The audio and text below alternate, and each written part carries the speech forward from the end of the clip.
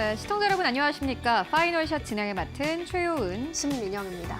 네, 오늘 한국 증시는 양 시장이 모두 다 강력하게 반등세를 나타내고 있습니다. 어제 강력한 조정 덕분이었을까요? 오늘 반발 매수세가 아주 강력하게 들어오고 있고요. 외국인 투자자들은 오늘 코스피 시장 안에서 또 사들이고 있고 기관 투자자들도 역시나 마찬가지로 코스피 안에서 저점 매수에 나서고 있습니다. 이에 따라서 코스피는 1.5% 넘게 급등세를 나타내고 있고요. 코스닥도 비슷합니다. 1.5% 넘게 급등세 나타내고 있는데 다만 수급별로는 약간 차이가 있습니다.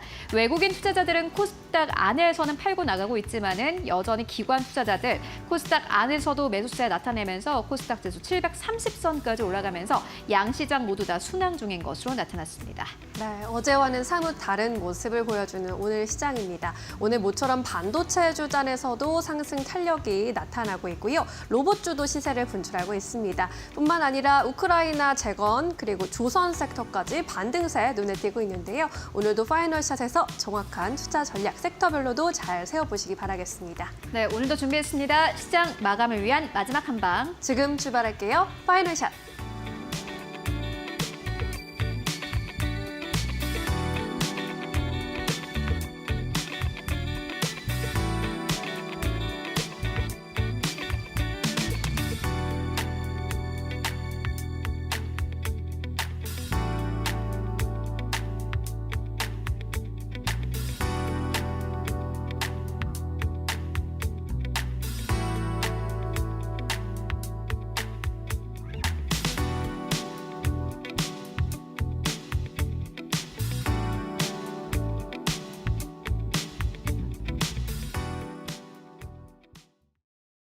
네, 오늘 한국 증시 쪽으로는 반발 매수세 강력하게 들어오고 있습니다.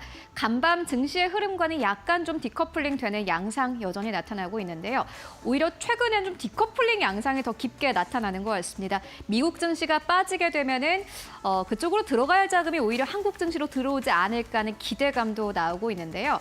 앞으로 미국 주식의 포션 그리고 한국 주식의 포션은 어느 정도로 가지고 가는 게 맞을까요? 사실 이제 상반기에는 약하고 그래도 하반기로 갈수록 강해질 수 있다라는 전망이 나오고 있는 가운데 한국 증시는 반대입니다. 오히려 상반기가 더 강하지 않겠느냐라는 이러한 의문도 나오고 있는데요. 시장 전반적인 상황 오늘 함께 점검하고 가도록 하겠습니다. 간밤 증시 3대 지수는 일제히 하락하면서 거래를 마감을 했습니다. 미국 주식의 이러한 하락이 사실 익숙하지는 않습니다. 트럼프 2기가 시작이 됐고 트럼프는 친 주식시장 인물이기도 합니다.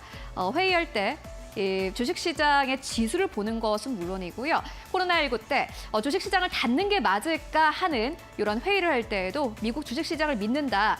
주식시장은 계속해서 여는 게 맞다라는 의견을 피력한 바 있습니다. 그리고 전체 세계 시가총액 70%는 미국이 가지고 가야 된다라는 강경한 발언을 할 정도로 미국 주식시장에 대해서 누구보다 애정이 있는 인물이 바로 트럼프 대통령입니다. 그런데 최근에 트럼프 대통령은 물론이고 그 측근 인사들이 내놓는 발언들을 보면요. 주식시장을 신경 쓰는 것이 전혀 느껴지지 않는다라는 이러한 느낌들 많이 나오고 있습니다. 발언들 하나하나 살펴보고 갈 텐데 먼저 스콧 베센트 장관은요. 최근에 이러한 발언을 했습니다. 바이든 정부의 정부 지출에 중독된 지금 경제에는 디톡스 기간이 필요하다. 뭔가 그래 디톡스라는 거는 어떠한 좀 부작용이 있더라도 우리가 털고 가야 될 건 털고 가야 된다라는 의도가 엿보이고요. 트럼프 대통령도 거의 비슷한 발언을 했습니다. 최근에 침체는 싫지만 우리는 아주 큰 일을 진행하는 과도기에 있다. 변화가 있을 것이다 라고 보고 있고요. 시간이 좀 필요하다라고 이야기를 했습니다. 주식시장을 누구보다 부흥시키고 싶어하는 트럼프 대통령이 왜 이러한 발언들을 내놓고 있는 것일까요? 시장의 상황은 어떤지 흐름을 전체적으로 좀 정리해 보도록 하겠습니다. 먼저 S&P 500입니다. 연초 대비해서 4.5% 넘게 내렸고요. 고점 대비해서는 보시다시피 11% 넘게 하락한 것으로 나타났습니다. 기술주 중심의 나스닥 지수는 더 심각합니다. 2만 선을 현재 아래로 하회하고 있는 중이고 연초 대비해서 9.5% 넘게 내렸고요. 고점 대비해서는 14% 이상 내린 것으로 나타났습니다. 거의 대부분의 지수가 현재 고점 대비해서 두 자릿수 이상의 급락세를 나타내고 있는 상황인데 주식시장을 누구보다 애정하는 트럼프 대통령이 이것을 지금 보고 있는 것일까요? 이어서 시장의 이론들 함께 만나보도록 하겠습니다. 최근에 이러한 가설이 있다고 합니다. 루머인데 트럼프 대통령이 지금 증시 하락을 의도적으로 좀 끌고 가고 있다라는 의문이 제기가 되고 있습니다. 키움증권에서는 오늘 이러한 가설 이론을 바탕으로 공식적인 리포트를 내기도 했는데요. 시장에서는 트럼프가 증시 하락을 의도적으로 유도하고 있다는 의혹을 제기했다라면서 트럼프 대통령이 최근에 캐나다, 멕시코에 대한 관세 유예는 증시와 무관한 결정이다라고 언급을 한 것도 사실 지금 트럼프 대통령이 주식시장을 부양할 의지가 없음을 시사한 대목이다라면서 키움증권도 일부는 맞는 것 같다라고 시인을 하기도 했습니다. 트럼프가 지금 의도적으로 주식시장을 내릴 만한 이유가 분명히 있으니까 이러한 가설들이 계속해서 제기가 되는 걸 텐데요. 두 가지가 현재 시장에서는 근거로 제시가 되고 있습니다. 첫 번째는 이자 부담에 대한 완화, 두 번째는 중간 선거에 대한 기대 때문인데 두 가지 팩터들 함께 정리해 보도록 하겠습니다. 먼저 이자 부담 완화입니다. 경기 둔화 우려를 키워서 채권 금리 하락을 유도하는 것이 현재 트럼프 대통령의 의도라고 합니다. 올해 만기가 도래하는 국채가 9조 달러라고 하는데 그중에서 70%가 넘게가 6월에 모두 다 만기가 된다고 합니다. 국채 같은 경우에는 빌, 노츠, 본즈 모두 다 포함해서요. 3월 같은 경우에는 25.8% 정도 만기가 도래하게 되고 4월은 20.7%, 5월은 16.9%, 6월은 9.2%인데 절반 넘게가 이 국채를 1월부터 6월까지 모두 다 해결을 해야 하는 상황입니다. 트럼프 대통령 입장에서는 말 그대로 발등에 불이 떨어진 것과 마찬가지인데요. 해당 기간 동안 누적된 부채 금액은 7조 달러인 것으로 현재 추정이 되고 있고 금리가 워낙 높은 상황이다 보니 이자 부담이 만만치가 않은 상황입니다. 키움증권에서 이렇게 이야기를 합니다. 트럼프의 의도가 반영될 수 있는 지점이 바로 이 지점이다라면서 좀 금리를 떨어뜨려서 이자 부담을 좀 완화하려는 것이 아니냐 하는 의혹을 제기를 했고요. 채권 공급을 늘리는 것이 불가능하기 때문에 경기 둔화 우려를 높여서 시중의 금리 수준을 낮추겠다는 것이 트럼프의 현재 정부의 의도인 것으로 보여진다라고 설명을 했습니다. 그렇다면 현재 금리 어떻게 움직이고 있을까요? 어느 정도 좀 성공을 한 것 같습니다. 네, 꽤 높게까지 올라갔던 10년물, 2년물 모두 다 최근 들어서 하향 안정화되는 흐름을 보여주고 있고요. 그렇다면 이 금리가 내려가게 되면은 트럼프 정부가 현재 취할 수 있는 이득은 얼마인가 봤더니 1월부터 6월까지 만기 도래한 채권 금액이 7조 달러인 것을 기준으로 했을 때 계산을 해보면요. 채권 금리가 하락함으로써 미국 정부가 한 차례에 걸쳐서 이자 지급 비용이 315억 달러로 산출이 된다고 합니다.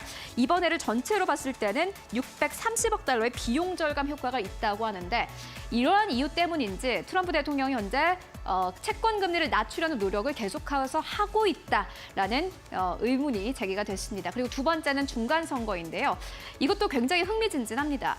중간 선거 승리는 트럼프 대통령에게 굉장히 중요한 팩터이기도 합니다. 트럼프 대통령은 이번이 2기입니다. 이미 한 차례 미국의 대통령을 지내본 인물이기도 한데요. 그렇기 때문에 중간 선거가 얼마나 중요한지 그 누구보다 잘 알고 있을 것으로 보여집니다. 특히나 트럼프는요, 1기 중간 선거에서 공화당이 민주당에게 패한 경험이 있습니다. 2018년 무역전쟁 때 S&P 500이 20% 이상 하락한 바 있고요. 이 여파를 그대로 중간 선거에서 가지고 가기도 했습니다. 그렇기 때문에 2026년 중간 선거가 있는 내년에는 아무래도 증시를 중요하게 바라볼 건데 만약에 2025년부터 2026년까지 계속해서 주식시장이 올라가게 된다면 아마 2026년을 시작하는 시점에 좀 버블에 대한 우려가 나올 가능성이 큽니다. 그렇기 때문에 고점 논란이 있는 증시에 조정은 필수적인 과정인 것으로 보여지고 높은 밸류에이션을 기반으로 2026년이 시작될 경우에는 증시 상승 흐름이 연장되기 어려울 수 있기 때문에 지금 시장은 의도적으로 약간 조정을 주는 것이다 라는 설명이 나왔습니다. 그리고 굉장히 아이러니하게도요. 지금 경기 침체에 대한 우려로 커지고 있는 상황 속에서 주식시장이 좀 내려가고 있는데 트럼프가 공개적인 발언을 통해서 경기 둔화 불안을 자극할 수 있는 이유는 미국 경기가 견고할 것이라는 믿음이 있기 때문이다 라면서 이것이 굉장히 아이러니하다라고 키움증권에서는 이야기를 하고 있습니다. 만약에 이러한 시장 논리가 맞다면요. 2025년은 약간 좀 불안하겠지만 하반기로 갈수록 미국 시장은 기대를 해볼 법합니다. 그렇기 때문에 앞으로 글로벌 증시의 자금 흐름이 어느 쪽으로 이동할지 함께 체크해 보시면 좋을 것 같습니다. 이렇게 오늘의 시그널 만나보고 왔고요. 그렇다면 오늘 시장에서 또 주목할 만한 헤드라인 어떤 것들이 있을까요? 이어서 신민영 앵커가 전해드립니다. 네, 종목별로 어떤 시그널들 나타나고 있는지 종목 시그널 통해서 살펴보겠습니다. 네 가지 헤드라인 준비했습니다. 첫 번째 헤드라인입니다. 네, 미국과 우크라이나 30일 휴전 합의 소식이 나왔습니다. 이에 따라 당연히 우크라이나 재건주가 또 반응을 하고 있습니다. 대동기어, 대동금속, 현대건설까지 재건주 동반 상승세 연출하고 있고요. 미국과 우크라이나가 30일간 러시아, 우크라이나 전쟁을 휴전하는 방안에 전격 합의하면서 3년 넘게 이어진 이 전쟁에 종식 문의가 급물살을 타게 됐습니다. 양국은 고위급 회담 이후에 성명을 통해 우크라이나는 미국이 제안한 즉각적인 30일간의 임시 휴전을 수락할 준비가 됐으며 이는 당사자들의 상호 합의에 따라 연장될 수 있다면서 또 이는 러시아의 수락과 이핵이 필요하다고 밝혔습니다. 두 번째 헤드라인입니다. 현대 로템 소식입니다. 유럽 방위비 증액 기대감 속에 오늘 장중에 역대 최고가 다시 썼습니다. 최근 3개월 사이 주가가 2배 이상 급등했는데요. 수주 확대 기대감 반영되고 있습니다. 유럽 내 무기 수요가 증가할 것이라는 전망 나타나고 있는데요. 지연되고 있는 K2 전차 폴란드 2차 도입 사업의 실행 계약, 이르면 다음 주에 체결될 가능성이 높다는 분석까지 제기되고 있습니다. 2차 계약 같은 경우에는 1차 계약에 비해서 다양한 옵션 추가, 그리고 물가 상승이 반영돼서 더욱더 커질 것이다라는 전망입니다. 이에 증권가에서도 수주 모멘텀 지속될 것이라면서 올해 연간 영업이익 전망치를 상향 조정하고 있습니다. 세 번째 헤드라인입니다. 동성 화인텍입니다. LNG 시장 확대 수혜감 받아가면서 역시나 오늘 장중에 사상 최고가를 찍었습니다. 미국의 전력 수요 증가 과정에서 LNG 시장의 규모도 확대될 것으로 전망이 되고 있는데요. LNG 운반선이 국내 조선업의 제1 투자 포인트로 꼽히는 상황입니다. 이러한 가운데 하나증권 측에서는 최근 미국 정부의 알래스카 프로젝트 추진과 관련해 확정된 바는 없지만 그 가능성이 낮지는 않다라고 전했고요. 또 육상, 해상, 본행제 사업에 경험을 보유하고 있는 동성 화인텍 역시 새로운 전방 수요에 대한 수혜가 가능할 전망이라면서 긍정적으로 평가하기도 했습니다. 마지막 헤드라인 열어볼까요? 네, T-로보틱스입니다. 레인보우 로보틱스 업무 협약 소식이 나온 가운데 주가 급등세 펼치고 있고요. 전일 상한가를 기록한 이후에도 강세 흐름 오늘도 지켜가고 있습니다. 레인보우 로보틱스는 자율주행 로봇 기업인 이 T-로보틱스와 손을 잡고 대규모 물류 자동화 로봇 시장 공략을 위한 공동사업 추진 목표의 MOU 계약을 체결했다고 밝혔습니다. 이 밖에도 현대자동차가 인수한 보스턴 다이내믹스가 올해 말 AI 휴머노이드 로봇이 생산 라인에 투입될 수 있다는 소식을 전하는 등 연이은 호재성 뉴스가 헤드라인 장식하면서 로봇주 전반에 긍정적인 영향을 주고 있습니다. 클로봇 같은 경우에는 지난 10월에 상장한 이후로 최고가인 24,250원까지 오늘 장중에 터치하기도 했습니다. 이렇게 네 가지 헤드라인 함께 짚어보셨습니다. 네, 이번엔 증권가 전화 연결해서 조금 더 자세한 투자 포인트 짚어보겠습니다. 메리츠증권 강남금융센터 김경국 과장 연결되어 있습니다. 과장님 안녕하세요. 네, 안녕하세요. 네 가지 뉴스 전해드렸습니다. 어떤 소식에 조금 더 주목하고 계실까요? 오늘은 휴전 협정과 관련된 말씀 좀 드릴까 하는데요.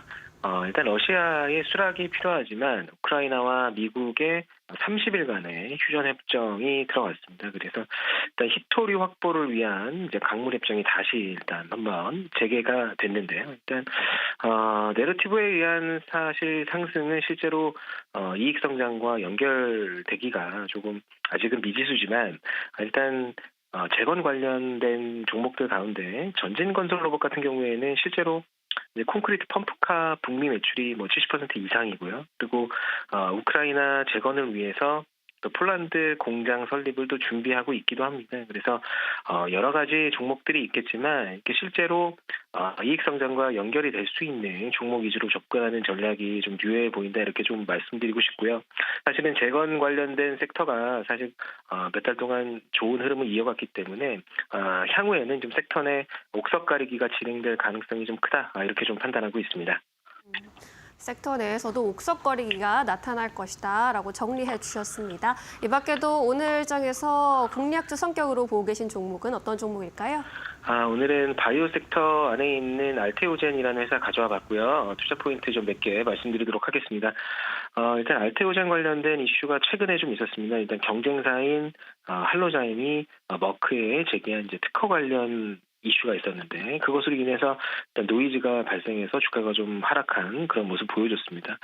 사실 머크가 할로자임의 특허를 만약에 인정하고 계약을 체결할 가능성은 시장에서는 그리 높게 보진 않는 상황이고요. 가능성이 저 개인적으로도 좀 낮다 이렇게 좀 보고 있습니다. 그래서 머크가 선택한 알테오젠의 이제 SC 관련된 플랫폼의 가치가 오히려 이번 할로자임 소송과 관련돼서 부각될 가능성이 높다 이렇게 보고 있고요. 그래서 이 부분으로 인해서 사실 알테오젠이 받게 되는 로열티 추정도 가능하게 됐거든요. 그래서 오히려 부정적인 요인보다는 긍정적인 요인이 더 맞다 이렇게 생각하고 있고요. 특히 2분기에는 일단 여러 학회들이 있는데 4월에는 AACR이 있고요. 그 바로 후에 아마케인, 아스코가 있습니다. 그래서 제약바이오 섹터에 있어서는 이제 성수기에 진입하게 되는데 이제 벌써 3월이 중반으로 흘러가고 있는데 그래서 바이오 섹터 내에 있는 종목들 잘 살펴볼 필요가 있다고 생각하고요. 그리고 머크의 면역항암제인 키트루다 SC가 사실 알테오젠의 연내 런칭이 예정되어 있습니다. 그리고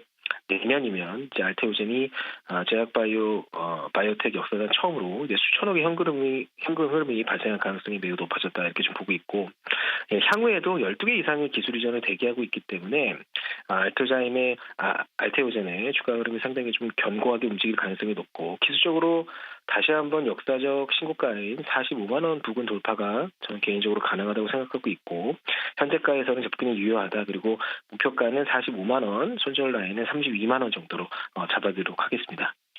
네, 최근 특허 관련 이슈로 주가 하락 과도했다라는 의견과 함께 목표가 45만 원 알테오젠에 적용해 주셨습니다. 오늘 말씀 여기까지 듣겠습니다. 고맙습니다. 네, 감사합니다. 네, 이어서 수급 상황 보겠습니다. 외국인과 기관의 선택 최효은 앵커와 함께 체크해 보시죠. 네, 먼저 외국인들이 오늘 코스피 안에서 사고 있는 기업들부터 만나보도록 하겠습니다. 굉장히 반가운 기업들입니다. 오늘 시장에서 SK하이닉스를 가장 많이 사들이고 있고요. 또 세 번째로는 삼성전자도 자리하고 있습니다. 한국 시장에 많이 빠졌습니다. 이에 따라서 외국인 투자자들 한국 시장의 대표적인 기업들을 주로 매수하고 있는 것으로 보여지고요. 두 번째로는 삼성중공업, 네 번째로는 현대로템, 다섯 번째로는 한화에어로스페이스 자리하고 있습니다. 방산주 여전히 사들이고 있는 모습이고요. 매도하는 기업들 살펴보시면은 가장 첫 번째로는 LIG 넥스원입니다. 두 번째로는 KB금융 자리하고 있고 세 번째로는 LS일렉트릭, 네 번째로는 한화오션, 다섯 번째로는 두산 자리하고 있습니다. 그렇다면은 코스닥 안에서 외국인 투자자들은 어떠한 기업을 사고 또 팔고 있을까요? 외국인 투자자들 역시나 마찬가지로 코스닥 안에서도 삼성전자향 쪽으로 오늘 시장 강력한 매수가 들어오고 있고요. 가장 첫 번째로는 HPSP 쪽으로 매수 들어옵니다. 두 번째로는 VT, 세 번째로는 브리지 바이오 테라퓨틱스, 네 번째로는 리노공업, 다섯 번째로는 성광밴드 자리하고 있습니다. 매도하는 기업들 살펴보시면 가장 첫 번째로는 고영입니다. 두 번째로는 에코프로 BM인데 외국인과 기관의 수급이 좀 빠져나가는 곳이 에코프로 BM인 것으로 확인되고 있고요. 세 번째로는 피롭틱스, 네 번째로는 유일로보틱스, 다섯 번째로는 오리엔트 전공 자리하고 있습니다. 그렇다면 기관 투자자들이 현재 어떠한 기업을 사고 팔고 있을까요? 최근에 코스피를 이끌고 있는 것은 기관 투자자들입니다. 그렇기 때문에 기관 투자자들이 어떠한 기업을 사는지 잘 보셔야 될 것 같은데 가장 첫 번째로는 SK하이닉스입니다. 외국인과 기관의 매수가 똑같은 곳을 향하고 있고요. 두 번째로는 현대로템, 세 번째로는 삼성중공업, 네 번째로는 한화비전, 다섯 번째로는 KB금융 자리하고 있습니다. 매도하는 기업들 살펴보시면 가장 첫 번째로는 한화오션입니다. 한화계열사들을 기관 투자자들은 오히려 매도하는 흐름을 나타내고 있고요.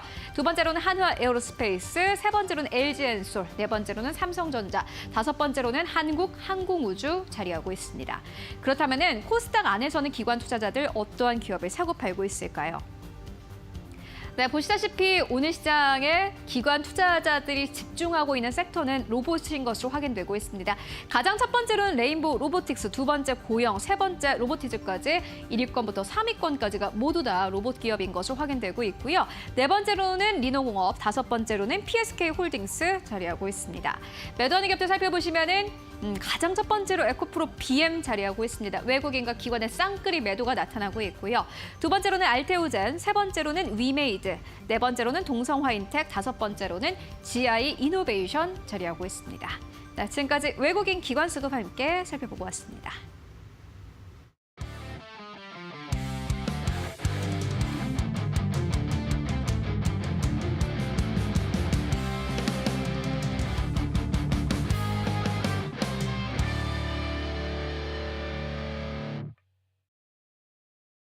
네, 이데일리온 이재선 파트너와 함께하는 만루홈런 시작하겠습니다. 오늘도 시장을 이길 수 있는 만루홈런 같은 종목들 선별해 보시죠. 파트너님 안녕하세요. 네, 안녕하세요. 네, 오늘 시장 어제 걱정하지 말라고 이야기해 주셨는데 어제와는 사뭇 다른 흐름 연출하고 있습니다. 오후장 들어서 양대지수 상승폭도 넓혀가는 모습입니다. 오늘은 시장 판세 어떻게 읽어볼까요? 네, 오늘 시장 판세 말씀드렸듯이 이제 우리 시장이 너무나도 강하다라고 제가 말씀드렸어요. 굉장히 고생을 해야 되는데 고생을 그렇게까지 많이 안 한 것 같은 시장입니다. 물론 기분이 좋을 수는 없는 이슈들이 계속 나와서 시장이 좋다고 볼 수는 없겠지만 제가 볼 때 계속 강합니다. 이것보다 더 강한 시장은 저는 보기 힘들 것 같습니다. 심지어 우리나라 시장 같은 경우는 미국이 재채기만 해도 독감에 걸린다라는 얘기가 과거부터 있어 왔는데 이번에는 전혀 다른 모습을 보여주고 있습니다. 자, 그래서 이런 부분에 대해서 어제도 좀 말씀드렸었는데 오늘 가장 좋은 소식이 하나 나왔죠. 또 우리가 지난주에 가장 걱정했던 미국과 우크라이나의 그 정상회담 이 부분에서 문제가 됐던 부분이 이제 드디어 이제 또 다시 한번 이제 대화를 이룩하면서 30일 휴전에 합의했다라고 합니다. 그런데 조금 이상합니다. 뉴스를 보신 분들도 여러분들 다 이 의아함을 느끼셨겠지만 미국과 우크라이나가 30일 휴전을 합의한 겁니다. 지금 전쟁 중인 나라는 미국과 우크라이나가 아니죠. 이 둘은 그냥 설전을 벌인 거고 대통령끼리. 우크라이나와 러시아인데 미국이랑 합의했다라고 합니다. 그럼 아직 한 단계 코스가 남아 있습니다. 자, 그래서 여러분 지난번에도 말씀드렸지만 트럼프가 계속 급하다 말씀드리고 있는데 이런 것 같아요. 광물협정을 먼저 맺은 다음에 이 휴전을 만들어놨다라고 하면 가장 아름다운 그림이었을 텐데 이게 먼저 나오게 된 거죠. 뭔가 순서가 조금 바뀌면서 트럼프의 계획이 조금 꼬여가고 있다. 그래서 마음이 급해지고 있다라고 계속 말씀드리는 게 이런 부분입니다. 기한은 지금 계속 얘기하듯이 6월이 될 가능성이 높다라고 했습니다. 가장 기본적인 이제 주변국들을 이제 관세 쪽으로 해서 협상을 이끌어내는 거를 6월 FOMC 이전까지 하고 6월 FOMC 점도표를 좀 바꿔보겠다라는 의지 이 정도까지 우리가 확인을 했으니까 여러분도 큰 그림을 딱 보고 그 안에 세부 그림이 어떻게 바뀌어 나가는지 색칠이 어떻게 바뀌어 나가는지 정도만 확인하시면 될 것 같습니다. 자, 그래서 어제 말씀드린 대로 이렇게 강하면은 우리 시장 기술적인 부분은 다 만들어놨으니까 이제 반등 나올 타이밍입니다 말씀드렸는데 오후장에도 양호하다라고 말씀드린 대로 오늘 긍정적인 모습 다 1% 중반 정도의 상승 흐름을 보이고 있습니다. 그래서 이 부분에 대해서 여러분들 체크해 보시면 좋을 것 같고요. 지금 속보도 나오고 있는데 관세 쪽에서 유럽이랑 또 얘기가 나오고 있습니다. 그래서 이런 부분에 대해서는 큰 그림 사이에서 색칠해 나가는 과정이다라고 계속 말씀드리고 있으니까 참고하시면 될 것 같습니다. 지금 시장은 계속 말씀드리지만 기존에 단기 급등한 종목들 차익 실현 잘하셨다라고 하면은 새로 매수한 종목들 조금 밀려도 괜찮다, 다 회복된다라고 말씀드렸고 좋은 종목들은 수익 전환되는 거 어렵지 않다라고 말씀드렸으니까 이 부분만 계속 지키시면 돼요. 지금뿐만 아니라 당분간 계속 지키시면 됩니다. 12월부터 말씀드렸던 관점 그대로 지속되고 이 부분에 있어서 이제 주도주 제외하고는 계속 차익 실현한다. 주도주만 끌고 간다. 그리고 주도주들도 쉬는 구간이 나왔을 때 여러분들이 실망할 필요가 없다. 더 가기 위한 2보 전진을 위한 1보 후퇴다 정도까지만 확인하시면 될 것 같습니다. 자, 그래서 코스피 차트로 넘어가서 간단하게 설명드리고 갈게요. 어제 이미 다 말씀드렸던 부분이 지금 오늘 나오고 있는 것입니다. 자, 제가 작은 이런 모습으로 어제 이중 바닥선 움직임을 그리는 것 같습니다라고 말씀을 드렸죠. 너무나도 작은 움직임이니까 그냥 횡보라고 말씀하셔도 되고 다 상관없습니다. 그건 중요하지 않아요. 가장 중요한 건 뭐냐? 2600 회복 이런 부분에 대해서도 기사 많이 나오는데 중요한 구간 아니에요. 2600은 2700이 중요한 구간입니다. 그러니까 2650에서 2700 사이 지난번에 저항받았던 이 구간을 넘어가느냐를 여러분들이 중요하게 보시면 될 것 같습니다. 2600은 단위가 바뀌는 구간이긴 한데 크게 중요하지 않다. 2600에서 2700 넘어가는 게 중요하다. 기술적 반등 나오고 있다. 보시면 되고요. 코스닥이 정말 중요하다라고 작년부터 계속 말씀드리고 있죠. 코스닥 차트로 넘어가서 여러분들이 확인을 해 보신다. 된다라고 하면 투매가 나와야 됩니다라고 말씀드렸고 발생했죠. 이날도 우리 말로 없는 시간에 실시간으로 여러분들께 말씀드리면서 범양건영이나 SMG 엔터 같은 멋진 종목들 여러분들이 이제 포트에 담으실 수 있었습니다.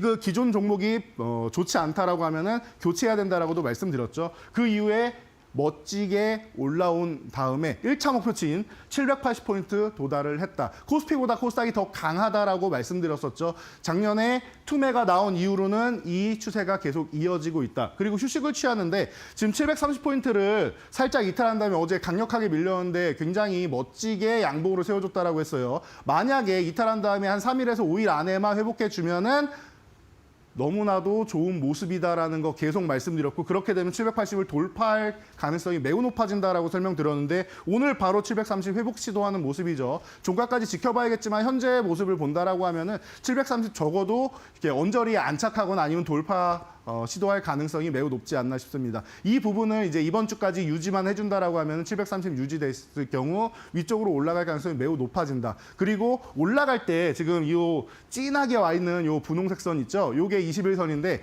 21선 같은 경우는 돌파를 할 때 이렇게 우상향하고 있으면은 주가가 밑에 있을 때 돌파하기가 어렵습니다. 지금처럼 이렇게 꺾이려고 할 때 혹은 꺾였을 때 넘어가는 게 가장 좋습니다. 각도가 너무 이렇게 아래쪽으로 꺾이게 되면은 돌파할 때 한번 저항받고 넘어갈 수 있으니까 저항 구간이 길어지니 기간 조정 안 받으려면 조금 빠르게 다음 주 초까지 넘어가 주는 게 좋기는 합니다. 이 정도까지 여러분들이 기술적인 부분 알고 계시고 제가 매일매일 나와서 여기 지수랑 이제 시장에 대해서 알려드리니까 말로 없는 시간에만 집중하셔도 여러분들이 큰 그림 잡고 가는 건 어렵지 않으실 거라 생각합니다. 자, 그래서 여러분 그럼 또 이제 받는 구간이 또 뭘 보냐라고 이제 고민이 많으시겠죠. 그래서 그동안 말로 없는 종목들 뭐 살펴보면은 지금 오늘 같은 경우에 뭐 반도체주 같은 경우가 중심으로 해서 많이 올라오고 있는데 이런 부분을 여러분들이 살펴보신다라고 하면은 차세대 반도체 쪽도 우리가 또 한번 준비해 볼 것 같아요. 기존의 유리기판 쪽을 우리가 여러 번 이제 말씀을 드렸다라고 하면은 이제 소캠 쪽 젠슨왕이 다급하게 한국까지 와가지고 이제 삼성전자, SK하이닉스에다가 요청을 하고 장비주들도 한번 체크하고 가고 그리고 이제 미국에 가서 이제 마이크론하고 또 협력을 하고 있죠. 그래서 이게 뭐냐라고 여러분들이 생각을 많이 하실 텐데요. 정말 쉽게 설명드리면 이렇게 보시면 돼요.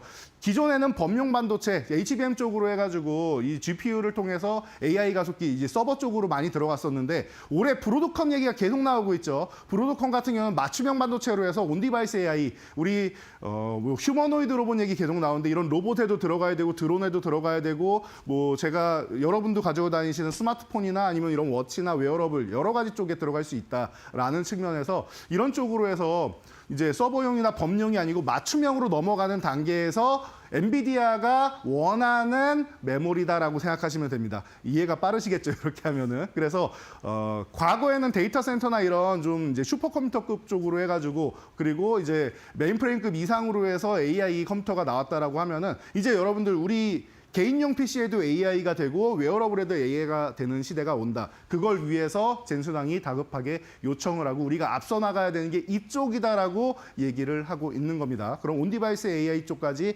연결이 된다라고 여러분들이 생각하시면 아주 편안하겠죠. 그래서 맞춤형 반도체 시대에 엔비디아가 준비하고 있는 차세대 메모리다라고 생각하시면 여러분들이 아주 편할 것 같습니다. 오늘 이 관련주들 그동안 여러분들이 궁금하셨을 텐데 뭐 다 지금 밝혀지진 않았어요. 왜냐하면은 이 부분이 확정이 되지 않았고 거기에 이제 장비나 이런 부분, 소재나 이런 부분에 대해서 아직까지는 어느 회사가 공급을 한다라는 게 정해지지 않았기 때문인데요. 이런 부분에 대해서 우리가 가장 뭐 편안하게 이 정도는 무조건 기본입니다라고 할 수 있는 종목들을 살펴볼 테니까요. 여러분들이 오늘 함께 하시면은 앞으로 미래의 반도체주에 대해서 내 포트폴리오에 담아보실 수 있을 거라 생각합니다.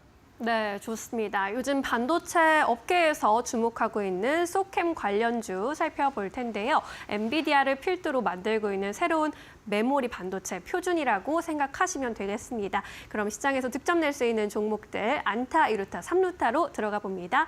안타 종목 제가 미리 좀 봤는데 반도체니까 혹시 SK하이닉스 꼽아주셨을까 했는데 삼성전자 꼽아주셨습니다. 이제는 삼성전자를 조금 더 집중해 볼까요?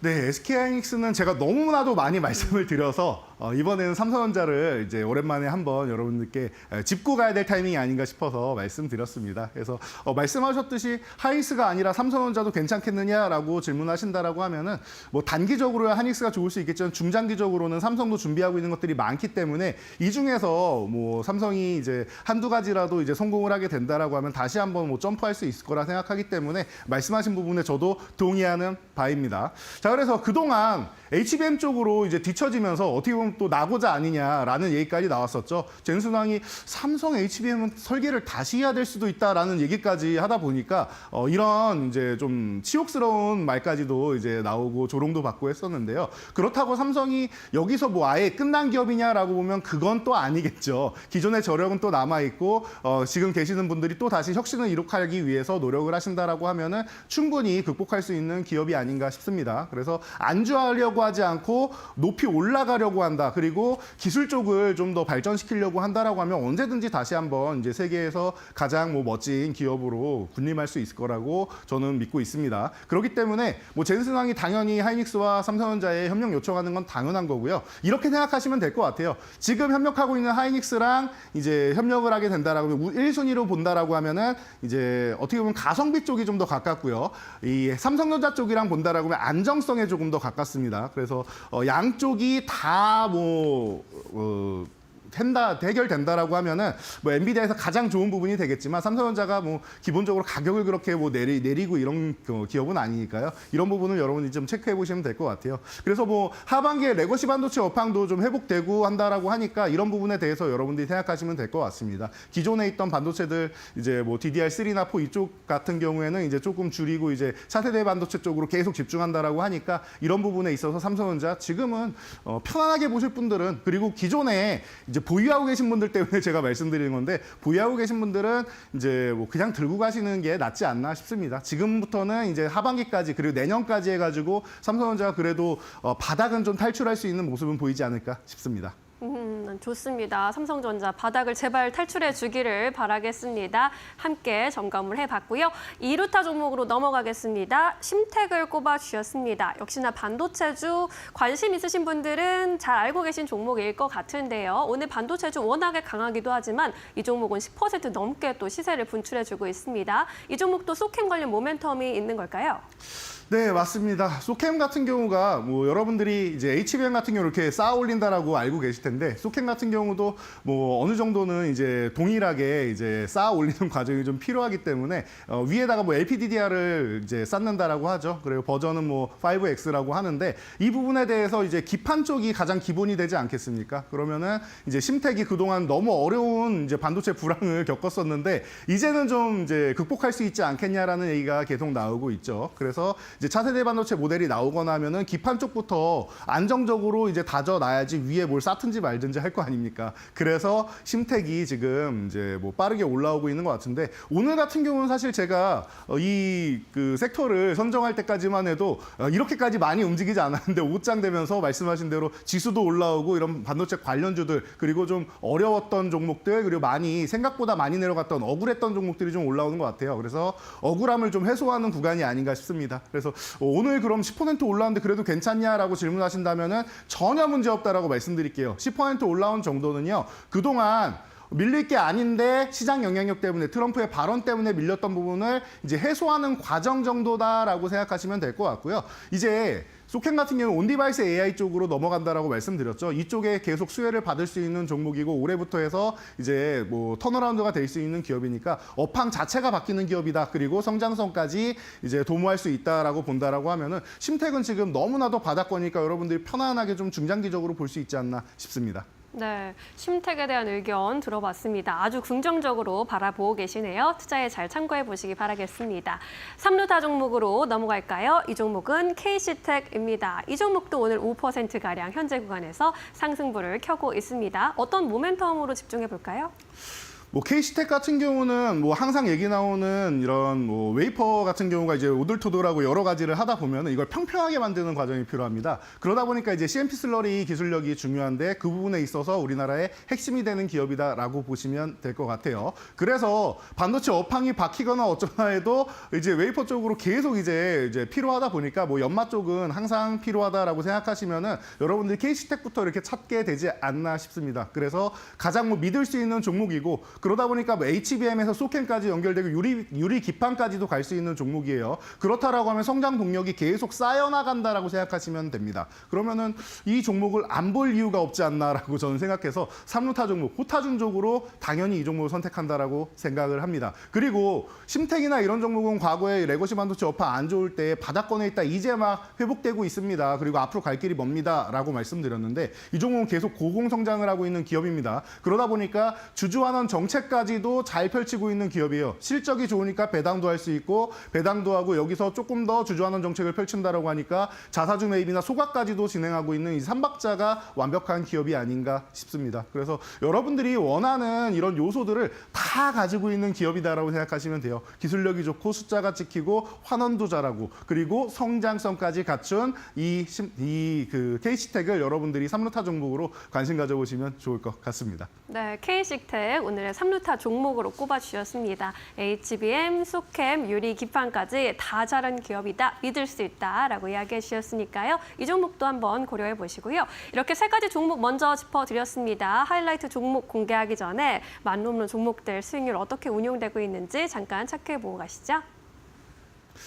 네, 말로 없는 종목들. 오늘 같은 경우에는 뭐 제가 순위가 당장 바뀌진 않습니다. 이번 주까지는 뭐 특별히 변동이 없을 것 같습니다라고 말씀을 드렸었죠. 그래서 이 정도까지만 체크하시면 될 것 같아요. 로봇 관련주들이 조금씩 움직이면서 이번 주에 소개해드렸던 원익홀딩스가 이제 뒷자리만 조금 바꾸는 정도 외에는 크게 변동은 없습니다. 역시나 지금 좋은 모습을 보이고 하나오션이 오늘 조금 쉬고 있는데 걱정할 필요 없다라고 했습니다. 기존에 말씀드렸듯이 불안하신 분들은 한 30% 정도만 현금화하셨다가 다시 눌림목 나오면 재매수하시고 아유 나는 이런 거 뭐 매매 잘 못해 그냥 어디까지 가는지 알려줘 하시는 분들은 꺾일 때까지 들고 가시면 된다라고 했어요. 저는 하나오션이 지금 끝날 상황이 아니라고 생각하기 때문에 2보 전지를 위한 1보 우태다 정도로 휴식 취한다라고 보시면 되고요. 다음 페이지 넘어가시면은 제가 말씀드렸듯이 지금 40% 뭐 중후반 정도까지 해서 이제 하위권을 형성하고 있는데 아마 이번 달 되면은 50% 아래는 못 보지 않을까 싶다라고 말씀드렸는데 아마 그렇게 진행될 가능성이 높아 보입니다. 오늘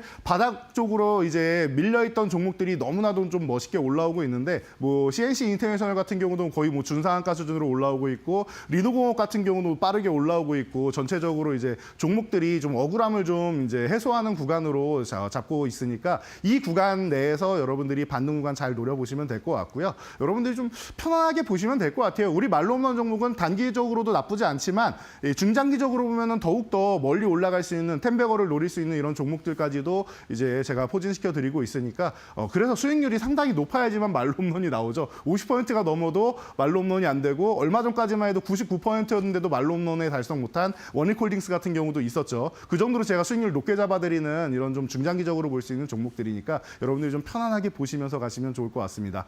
자, 그래서 이번 주에 제가 이틀 전에 소개해드렸던 로보티즈 같은 경우 간단하게만 보고 갈 텐데요. 어제 중요한 포인트 말씀드렸는데 오늘 확인이 되고 있습니다. 지수하고 똑같아요. 이 종목도 35,000원 종가적으로 유지돼야 된다라고 말씀드렸는데 이 부분에서 잘해줬고요. 오늘 약간의 이제 추가 상승을 노리고 있습니다. 거래 대금이 오늘은 크게 붙지 않고 있는데 다른 섹터들이 다 올라와야 되니까 이 종목에 들어가는 수급이 다른 데로 조금 이제 나눠지기 시작했다 정도로 생각하시면 될 것 같아요. 그래서 이 구간에서 만약에 한번 눌림이 나오더라도 만약에 기존에 매수 못하신 분들이라면 35,000원 눌림이 나오면 여러분들 이 구간에서 다시 한번 체크할 수 있다. 그래서 신규 편입도 가능하다 보시면 되고요. 그냥 올라간다라고 하면 뭐 4만 원 구간 정도까지 뭐 1차까지는 어렵지 않게 올라가는 종목이니까 여러분들이 지금 보유하신 분들 제가 말씀드린 대로 다음 날 체크하신 분들이라면 편안하게 보시면 되는 구간이 아닌가 싶으니까 여러분들이 말로 없는 종목 이렇게 편안하다. 그리고 이제 제가 기존에도 이제 조금 못난이 종목들 한 4인방 정도 소개해드렸었는데 그 종목들만 해소되면 된다라고 말씀드렸는데 그 종목들도 얼마 가지 않아서 해소될 테니까요. 여러분들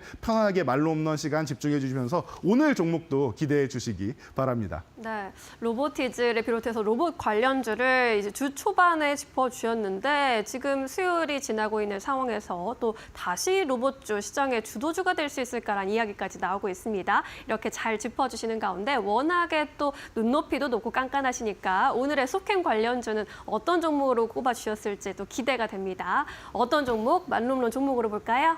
네, 오늘은 TLB 선정해 드리도록 하겠습니다. 자, 말로 없는 종목인데 요즘에 여러분들 이제 시장이 좀 어렵다 보니까 제가 너무나도 이제 멀리 가는 종목들, 오래 가는 종목들 말씀드리면은 지금은 조금 빨리 좀 탄력 있는 종목 갖고 싶은데라고 생각 드실 것 같아서 오늘은 좀 탄력 있는 종목으로 준비를 해봤어요. 그래서 이제 심텍하고 같은 느낌으로 보시면 됩니다. 기판 쪽으로 해서 이제 여러분들이 관심 가져볼 수 있는 종목이고요. 하반기에는 이제 DDR5나 SSD 쪽 업황도 회복이 기대된다. 라고 제가 이렇게 알려드렸는데 차기 성장 동력을 가지고 있고 기존에 있던 이제 업황 같은 경우도 회복이 된다라고 하면 뭐 자연스럽게 좋아지는 구간이죠. 그래서 심텍하고 별 차이는 없다. 하지만 심텍은 좀 과하게 눌려 있고 장기 평선을 아직 돌파를 못했는데 TLB 같은 경우는 지금 오히려 주가 레벨이 조금 더 높아서 탄력적으로 움직일 수 있고 가볍게 움직일 수 있다라는 거 여러분들이 생각하시면 좋을 것 같습니다. 그래서 지금 현재 구간에 제가 이 종목을 이제 선정해서 볼 때는 가격적으로 18,500원 전후였는데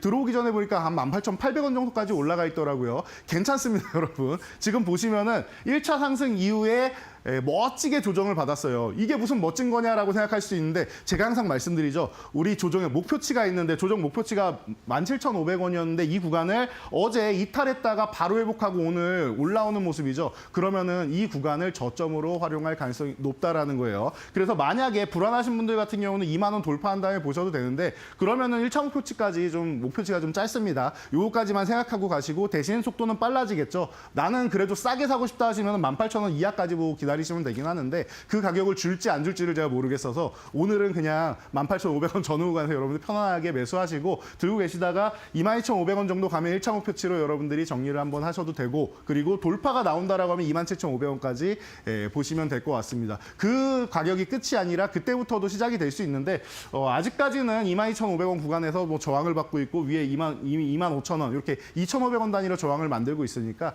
여러분들 이런 부분까지만 잘 체크해 보시면 될 것 같고요.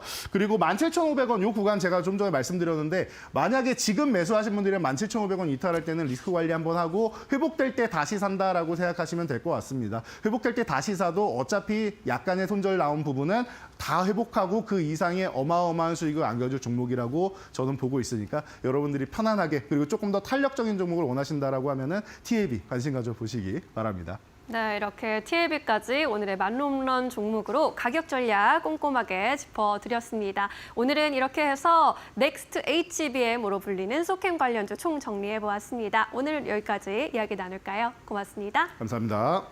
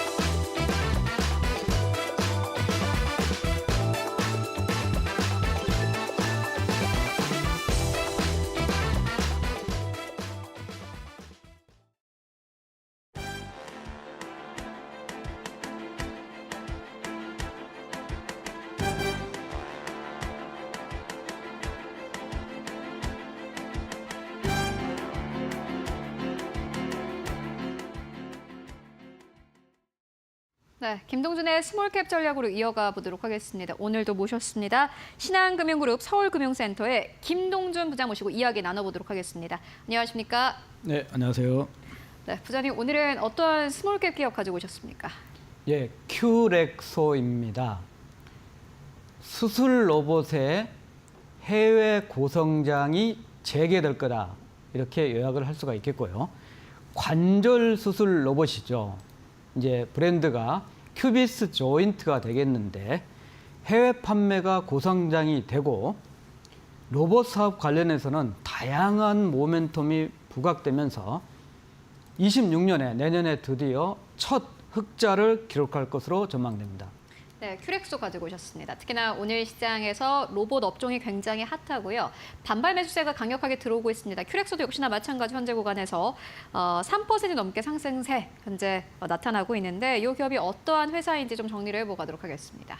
예, 2002년에 설립됐고, 아니, 92년에 설립됐고, 2002년에 상장이 됐습니다. 이제 큐렉소를 하면은 의료 로봇 분야의 국내 1호다, 원조다, 이제 이렇게 얘기를 하고 있습니다. 역사를 한번 거슬러 올라가면 86년부터 IBM이 로봇 사업을 R&D, 연구개발을 하다가 IBM에서 분사된 회사가 ISS라는 회사입니다. 현재는 이제 TSI로 이름을 바꿨는데 여기에 로봇 기술이 로보닥이라는 브랜드입니다. 이 사업권을 양수를 하면서 시작을 했다. 이게 이제 2006년, 7년의 일이고요.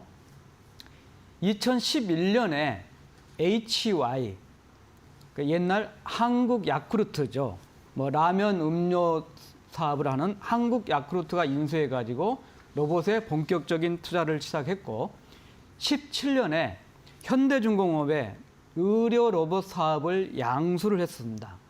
그래서 19년, 21년에 수술 로봇, 이제 척추는 스파인이고 관절은 조인트인데 지금 조인트가 중심이고 이 분야를 포함하고 재활 로봇, 이제 모닝 워크 쪽인데 이쪽 관련해서 이제 식약처 인증을 끝냈고 일부 국가들의 해외 인증을 완료하면서 국내에 판매를 본격적으로 하고 있는 수술 로봇 업체입니다. 지배 구조는 팔도라는 회사가 지주회사 격으로 있고 여기에 자회사가 HY, 한국 야쿠르트가 있고 한국 야쿠르트 HY가 31% 큐렉소를 지배하는 최대 주주의 역할을 하고 있습니다. 전체 매출 중에서 24년이긴 하지만은 수술 로봇은 35%고 또 진머를 포함해서 임플란트 내수 유통을 하는 게 18%, 그리고 HY 관계사의 무역 매출이 47% 정도가 되겠습니다. 네, 그리고 보니까는 이 기업이 IBM에서 분사가 됐더라고요. 네. 그러니까 미국 회사가 IBM에서 분사가 됐고 네. 그 기술을 이제 지적재산권을 양수한다 가죠. 네. 이런 쪽이죠. 예. 네, 알겠습니다. 일단 회사에 대한 뭐 자세한 이야기 듣고 왔는데 보니까는 조인트 쪽, 관절 로봇 쪽이 고성장의 핵심이다 이렇게 언급을 해주셨습니다. 경쟁력은 어느 정도이고 뭐 또 경쟁사는 어떤 것들이 있는지 궁금합니다. 예, 이제 말씀드렸듯이 수술 로봇의 브랜드는 큐비스고 여기에 이제 조인트가 붙은 게 이제 관절이죠. 우리 이제 관절하면 얼른 생각하는 게 무릎이죠. 네. 가장 이제 나이 들고 고령화가 되면은 무릎 관절 수술이 필요한 부분이고 좀 더 이제 어려운 부분이 고관절. 그리고 시장은 작은 쪽은 뭐 손목이라든지 이런 쪽에 이제 관절이 되겠습니다. 어쨌든 이제 큐비스 조인트라는 제품, 지금은 1.5 버전인데 이게 이제 관절 로봇 수술이고요. 국내에는 빅3 중에 하나입니다. 그러니까 후발 업체지만은 상위 3개 업체 중에 하나입니다. 경쟁 업체를 따져보니까 스트라이커, 그리고 많이 들은 진머, 이게 다 이제 미국 회사들이 되겠고요. 네. 24년 기준 전체 로봇의 판매 대수 중에 이 조인트, 관절 로봇 비중은 67%니까 절대적이고, 그러니까 매출과 수익의 절대적인 부분이 관절 수술 로봇이라는 거고, 여기에 이 조인트의 경쟁력, 후발업체지만 경쟁력이 어디 있을 것인가, 4가지 정도를 들 수가 있습니다. 첫 번째로는 오픈 플랫폼입니다. 수술은 이제 관절 같은 경우는 무릎 수술 같은 경우는 깎아서 여기에 이제 임플란트가 이제 들어가는 상황이 되는 거죠. 네. 그래서 이 큐비스 제품은 다양한 회사의 임플란트 적용이 가능합니다. 다른 회사들은 그 한정된 임플란트만 되기 때문에 그렇고 두 번째로는 다른 업체들은 이제 뼈를 절삭한다는 거죠. 깎는 거. 네. 이거를 이제 톱으로 하는데 이제 큐비스의 경우에는 엔드밀, 드릴식으로 이렇게 자동화가 될 수 있고 이건 높은 자유도를 실현하고 세 번째로는 실시간을 체크하니까 수술 중에서 계획을 변경이 가능하고 무엇보다도 글로벌 업체 대비는 가격이 좀 싸다 이렇게 들 수가 있습니다. 가격도 괜찮고 기술적인 경쟁력도 있는 회사이기도 합니다. 그렇다면 앞으로 이제 중요한 게 해외 시장을 잘 공략하는 것일 텐데 관련된 사안은 어떻게 보고 계십니까? 예, 이제 글로벌리 이제 인증을 받은 거는 18개 국가입니다. 근데 이제 아쉽게도 유럽 CE 인증은 과거에 구버전으로 받은 상태이기 때문에 네. 판매가 잘 안 되고 있고 FDA 미국 인증은 아직 못 받은 상태입니다. 그리고 일본은 진행 중인데 어쨌든 동남아하고 동유럽 국가들이 인증을 주로 받은 국가고 현재 판매는 거기에 중심이다 이런 측면입니다. 현재까지 판매된 누적 수량으로 본다면은 국내가 23%, 해외가 77%니까 이미 해외에서 매출이 크게 일어나고 있다. 자, 25년부터 해외 매출이 급증할 것으로 전망되는데 네 가지를 들 수 있습니다. 첫 번째는 현재 주력 시장이 인도입니다. 인도는 인도 내 유통회사 3개를 경쟁 체제로 붙이면서 고성장을 재개한다. 그래서 제가 해외 판매 고성장 재개라는 게 바로 인도 쪽에서 나오는 거고 두 번째는 동남아는 인도네시아, 말레이시아, 대만 중심으로 해가지고 25년부터 판매 성과가 본격적으로 나타나고 있다. 자, 세 번째 일본입니다. 일본은 이미 이제 허가 신청이 들어갔습니다. 네. 파트너가 교세라인데요. 금년 상반기 중에 인증이 완료될 거고 마지막으로 미국은 상반기 내에 FDA 인허가 신청을 해서 1년 정도 걸리는데 26년 상반기에 허가 획득을 목표하고 있습니다.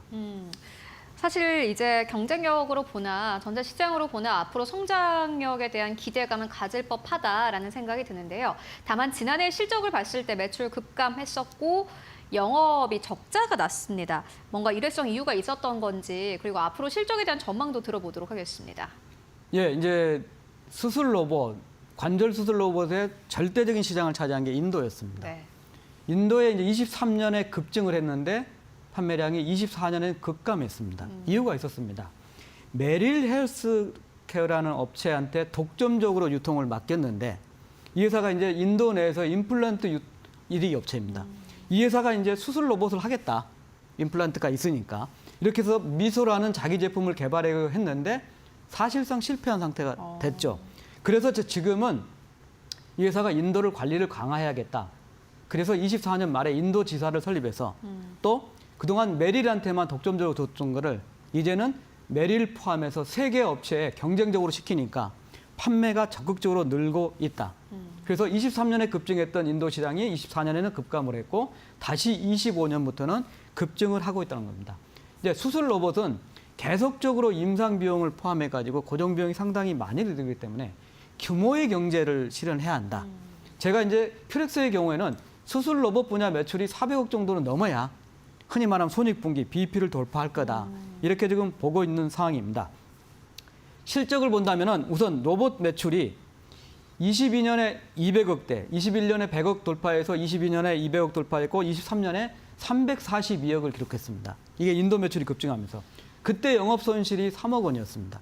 이제 24년에 흑자 전환을 기대하고 있던 상황이었는데 말씀드렸듯이 메릴 효과 때문에 24년에 급감을 했고 24년에는 194억에 수술 로봇 의료 쪽의 영업 손실이 70억을 기록했습니다. 그러다 보니까 이제 전체적으로 영업 손실은 57억 원을 기록했습니다. 다른 부분은 이제 흑자가 좀 되니까. 네.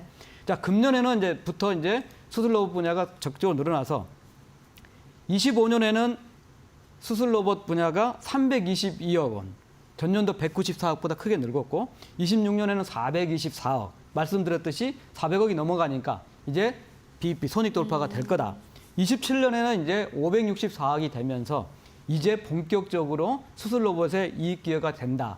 그렇게 해서 조심스럽지만은 금년에 전체적으로는 5억 원 흑자 영업이 그리고 26년에는 29억 그리고 27년에는 90억 정도인데 이 실적 호전의 백그라운드의 가장 큰 부분은 바로 수술 로봇이 있다는 측면이죠. 일단 앞으로의 실적 성장을 좀 기대를 해볼 법합니다. 그렇다면 앞으로 주가 전망을 좀 듣고 갈 텐데요. 큐렉소의 주가 전망 그리고 전략은 어떻게 보고 계십니까? 예, 우리 증시에서 로봇 분야는 가장 이제 뜨거운 분야죠. 맞아요. 네. 첫 번째로 이제 주도를 했던 부분은 이제 사실은 그 협동 로봇이죠. 공장 현장에서나 뭐 서비스, 호텔이나 이런 데 네. 관련해서 그런 협동 로봇 관련 회사가 많았고, 두 번째로는 이제 스타가 탄생했죠. 이제 레인보우 로보틱스라고 이제 삼성의 피인수가 되면서 휴머노이드 로봇이 이슈가 좀 맞습니다. 됐던 거고, 네. 이게 이제 해외 시장 쪽에서 적극적으로 뜨거웠고, 그다음에 가장 최근에는 이제 고영이라는 회사가 수술 로봇 분야에서 FDA 허가를 받으면서 이제 수술 로봇에 대한 관심이 있었다. 여기에 소외됐던 거는 바로 큐렉스인데, 이유 중에 하나가 24년에 대단히 부진했던 측면이 될 수 있습니다. 자, 25년부터는 말씀해 드렸듯이 해외 판매 매출이 급증하기 시작하고, 이제 1호로서 이미 매출 규모가 크게 일어나는 회사로 그런 수술 로봇을 평가해야 되지 않겠느냐.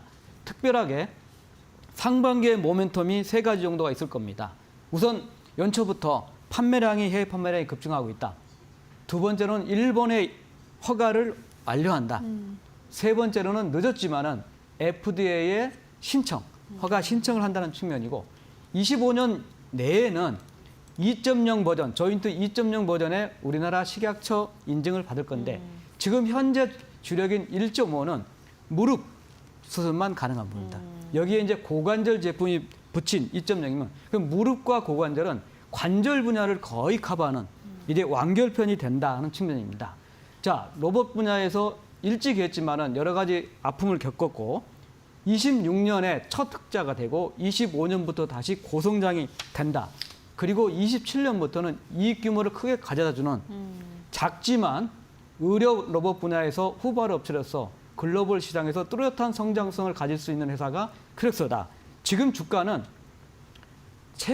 사상 최고치의 지금 3분의 1 수준 정도고, 최근에도 부진했지만은 실적 모멘텀과 그리고 긍정적인 이슈들이 큐렉소의 주가 흐름을 다시 바꿀 거다.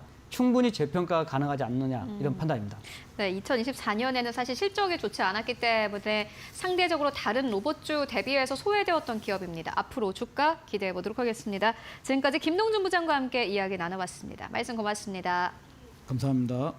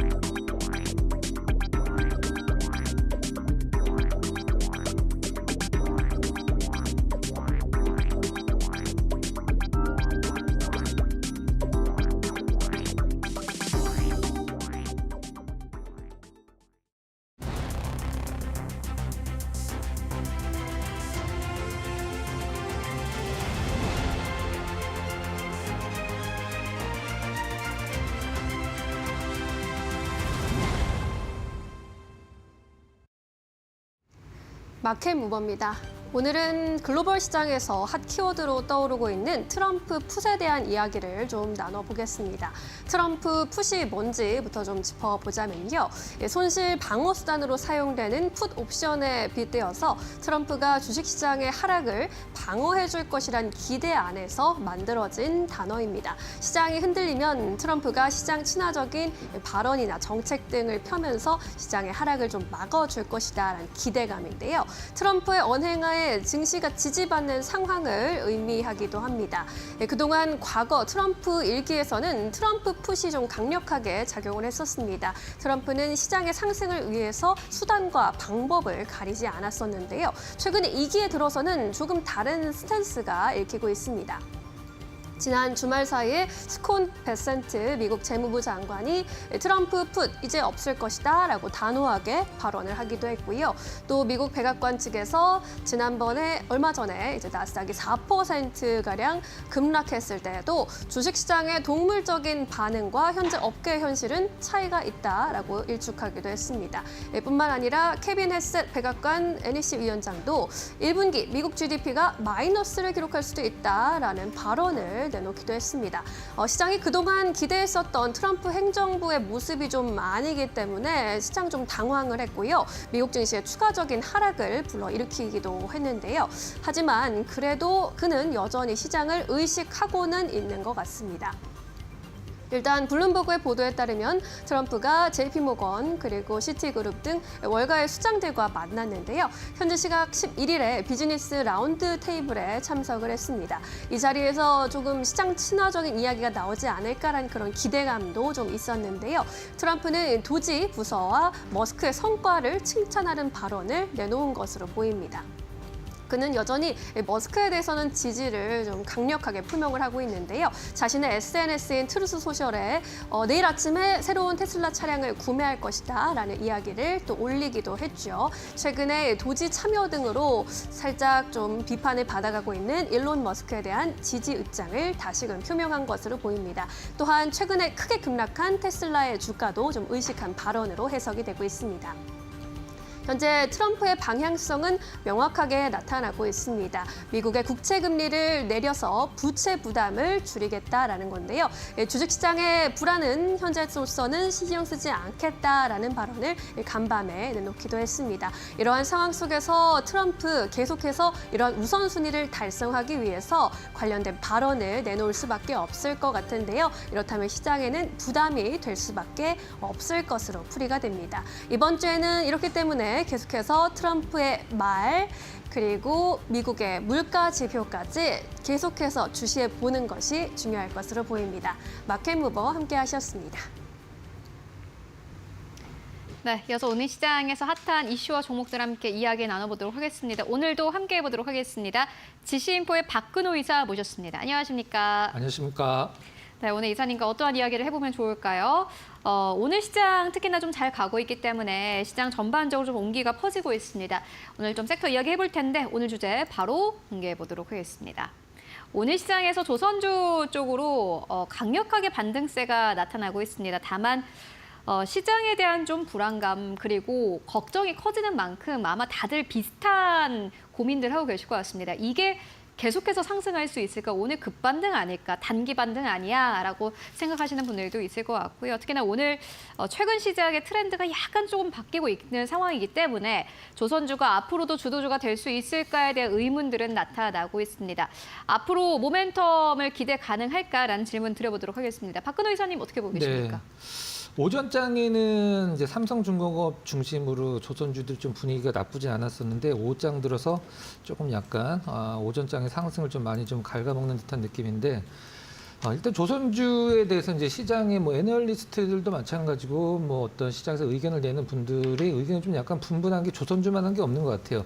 더 간다라고 하시는 분도 있고 그 다음에 아니다 이제 고점이다라고 하시는 분들도 계신데 일단 몇 가지 좀 팩트 체크를 하고 좀 넘어가도록 하겠습니다. 일단 어떤 주도주가 시장에서 이제 주도주로 상승을 할 때는 악재가 굉장히 많이 묻히거든요. 그리고 그 어떤 기업이 이제 떨어질 때는 아무리 좋은 호재가 나와도 주가는 계속 떨어지기 마련인데 지금 현재 우리나라 조선주들의 팩트 체크를 한 짧게 좀 해드리면 2월 달 기준으로 말씀드리면은 지금 역대급으로 수주가 지금 없는 편입니다. 그러니까 작년 2월 달 기준으로는 수주량이 68% 정도가 줄었고요. 그다음에 21년도, 2년도, 3년도, 4년도, 5년도 5개년 평균 대비해서 지금 60% 정도가 하락하고 있는 상황인데 조선주는 어떤 이렇게 물건을 잘 만들어서 구매욕을 자극을 시켜 갖고 시장에서 물건을 파는 기업이 아니기 때문에 발주가 나와야 되거든요. 근데 이 발주량이 굉장히 많이 급감을 했다라는 것은 지금 당장은 아닙니다만 내년, 내후년도 실적이 연결이 되는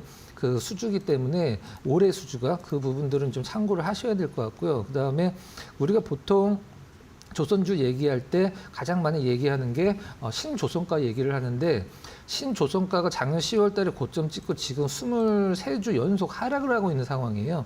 이런 부분들이 이제 조선주들의 어떤 향후의 모멘텀에 어떤 역할을 할지는 좀 약간 지켜보긴 해야 되겠습니다. 이거보다 더 좋은 모멘텀이 나오면은 뭐 조선주가 다시 고점을 경신하고 갈 수 있는 부분이고, 오늘 오전에 이제 조선주들이 약간 나름대로 관심을 받았던 이유는 미국 쪽에서 이제 조선업 확대와 관련돼서 일본, 미국, 유럽의 조선 기업들한테 미국 투자를 종용을 하고서 어떤 파트너십을 강화를 해야 된다. 이런 부분들이 이제 기사화가 되면서 아침에 조선주가 강했었는데, 오후권에서는 이제 조선주는 올라도 뉴스거리가 되고 떨어져도 뉴스거리가 되기 때문에 하여튼 오늘 좀 약간 퍼포먼스가 위아래로 좀 롤러코스터 어떤 흐름이 좀 나오는 것 같습니다. 제 의견은 일단 삼성중공업 같은 경우는 실질적으로 다른 조선주들과 좀 약간 다른 흐름이긴 한데, 오늘 고점 갱신을 종가 기준으로 하려고 하다가 삼성중공업도 밀리고는 있죠. 삼성중공업이 다른 조선주들과 대비해서 좀 약간 못 가는 이유도 있는데, 오늘 간 이유는 이제 8조 원 잭팟과 관련된 이제 얘기가 나왔었는데, FLNG 관련이죠. FLNG는 이제 LNG 선이 아니라 이제 바다 위에 LNG를 캐서 그것을 액화시켜서 LNG 선에 옮겨주는 역할을 하는 어떤 플랜트라고 보시면 될 것 같습니다. 이게 이제 비싸기 때문에 하나 2조 원 정도기 때문에 지금 전 세계적으로 4개의 발주를 앞두고 있는데, 전 세계적으로 만들 수 있는 기업이 딱 2기업밖에 없습니다. 이제 삼성중공업이랑 중국의 윗슨이라는 기업인데, 미국이 중국의 이제 윗슨 조선소에 이 거래 중지를 다른 이제 미국과 관련된 기업들한테, 미국도 마찬가지 거래 중지를 이제 했기 때문에 전 세계적으로 유일하게 삼성중공업 하나만 이제 이 FLNG를 만들 수 있는 거죠.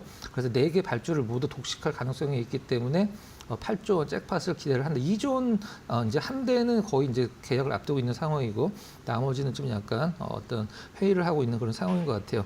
정리를 하면 이제 공매도 재개가 3월달 말에 됐을 때 리포트들 읽어보면 가장 많이 나오는 업종이 사실 방산보다는 조선주가 가장 많이 이제 타겟팅이 될 것이다라고 얘기를 하거든요. 그 이유는 물론 실적도 좋고 모멘텀도 굉장히 좋긴 했습니다만은 실적 대비해서 아무래도 좀 너무 많이 올라오고 앞으로 좀 꺾일 가능성이 있다. 그리고 제가 앞서서 팩트 체크해드린 것처럼 지금 발주량이 5년 내 최저치를 기록을 하고 있고, 그 다음에 신조선가도 지금 23주 연속 떨어지고 있기 때문에 이런 부분들 좀 체크를 하시고, 일단은 뭐 좀 약간 아직은 뭐 그렇게 크게 밀린다라기보다는 이제 단기 차익 실현적인 물량이라고 볼 수도 있는 상황이기 때문에 조금 더 관심 있게 지켜보시기 바랍니다. 그러니까 일단 단기적인 상승이다 이렇게 보시는 것 같은데, 삼성중공업 같은 경우에는 그렇다면은 사실 뉴스에 비해서 좀 못 가지 않았나라는 생각도 들긴 하거든요. 일단 작년에 오늘만 본다라고 하면 이제 맞는 얘기고요. 그다음에 네. 작년 같은 경우는 24년도 같은 경우는 목표치를 못 채운 유일한 이제 그 조선사가 삼성중공업이었었어요. 그래서 이제 앞으로 그만큼 주가가 다른 조선사 대비해서 못 올랐기 때문에 앞으로 올라갈 거다. 이게 사실 연초에 많은 분들의 스탠스였기도 했거든요. 네, 맞습니다.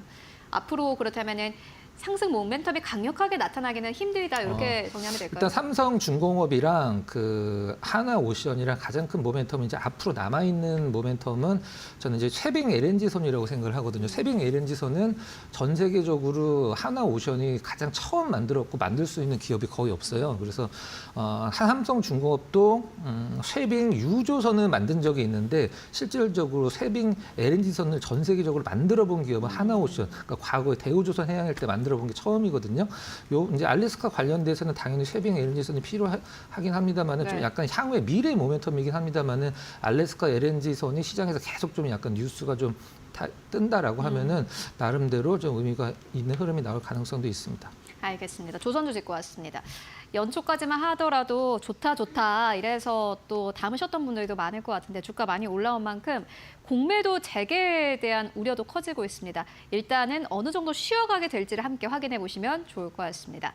그렇다면 오늘 시장에서 또 주목할 만한 이슈들 어떤 것들이 있을까요? 이어서 신민영 앵커가 정리해 드립니다.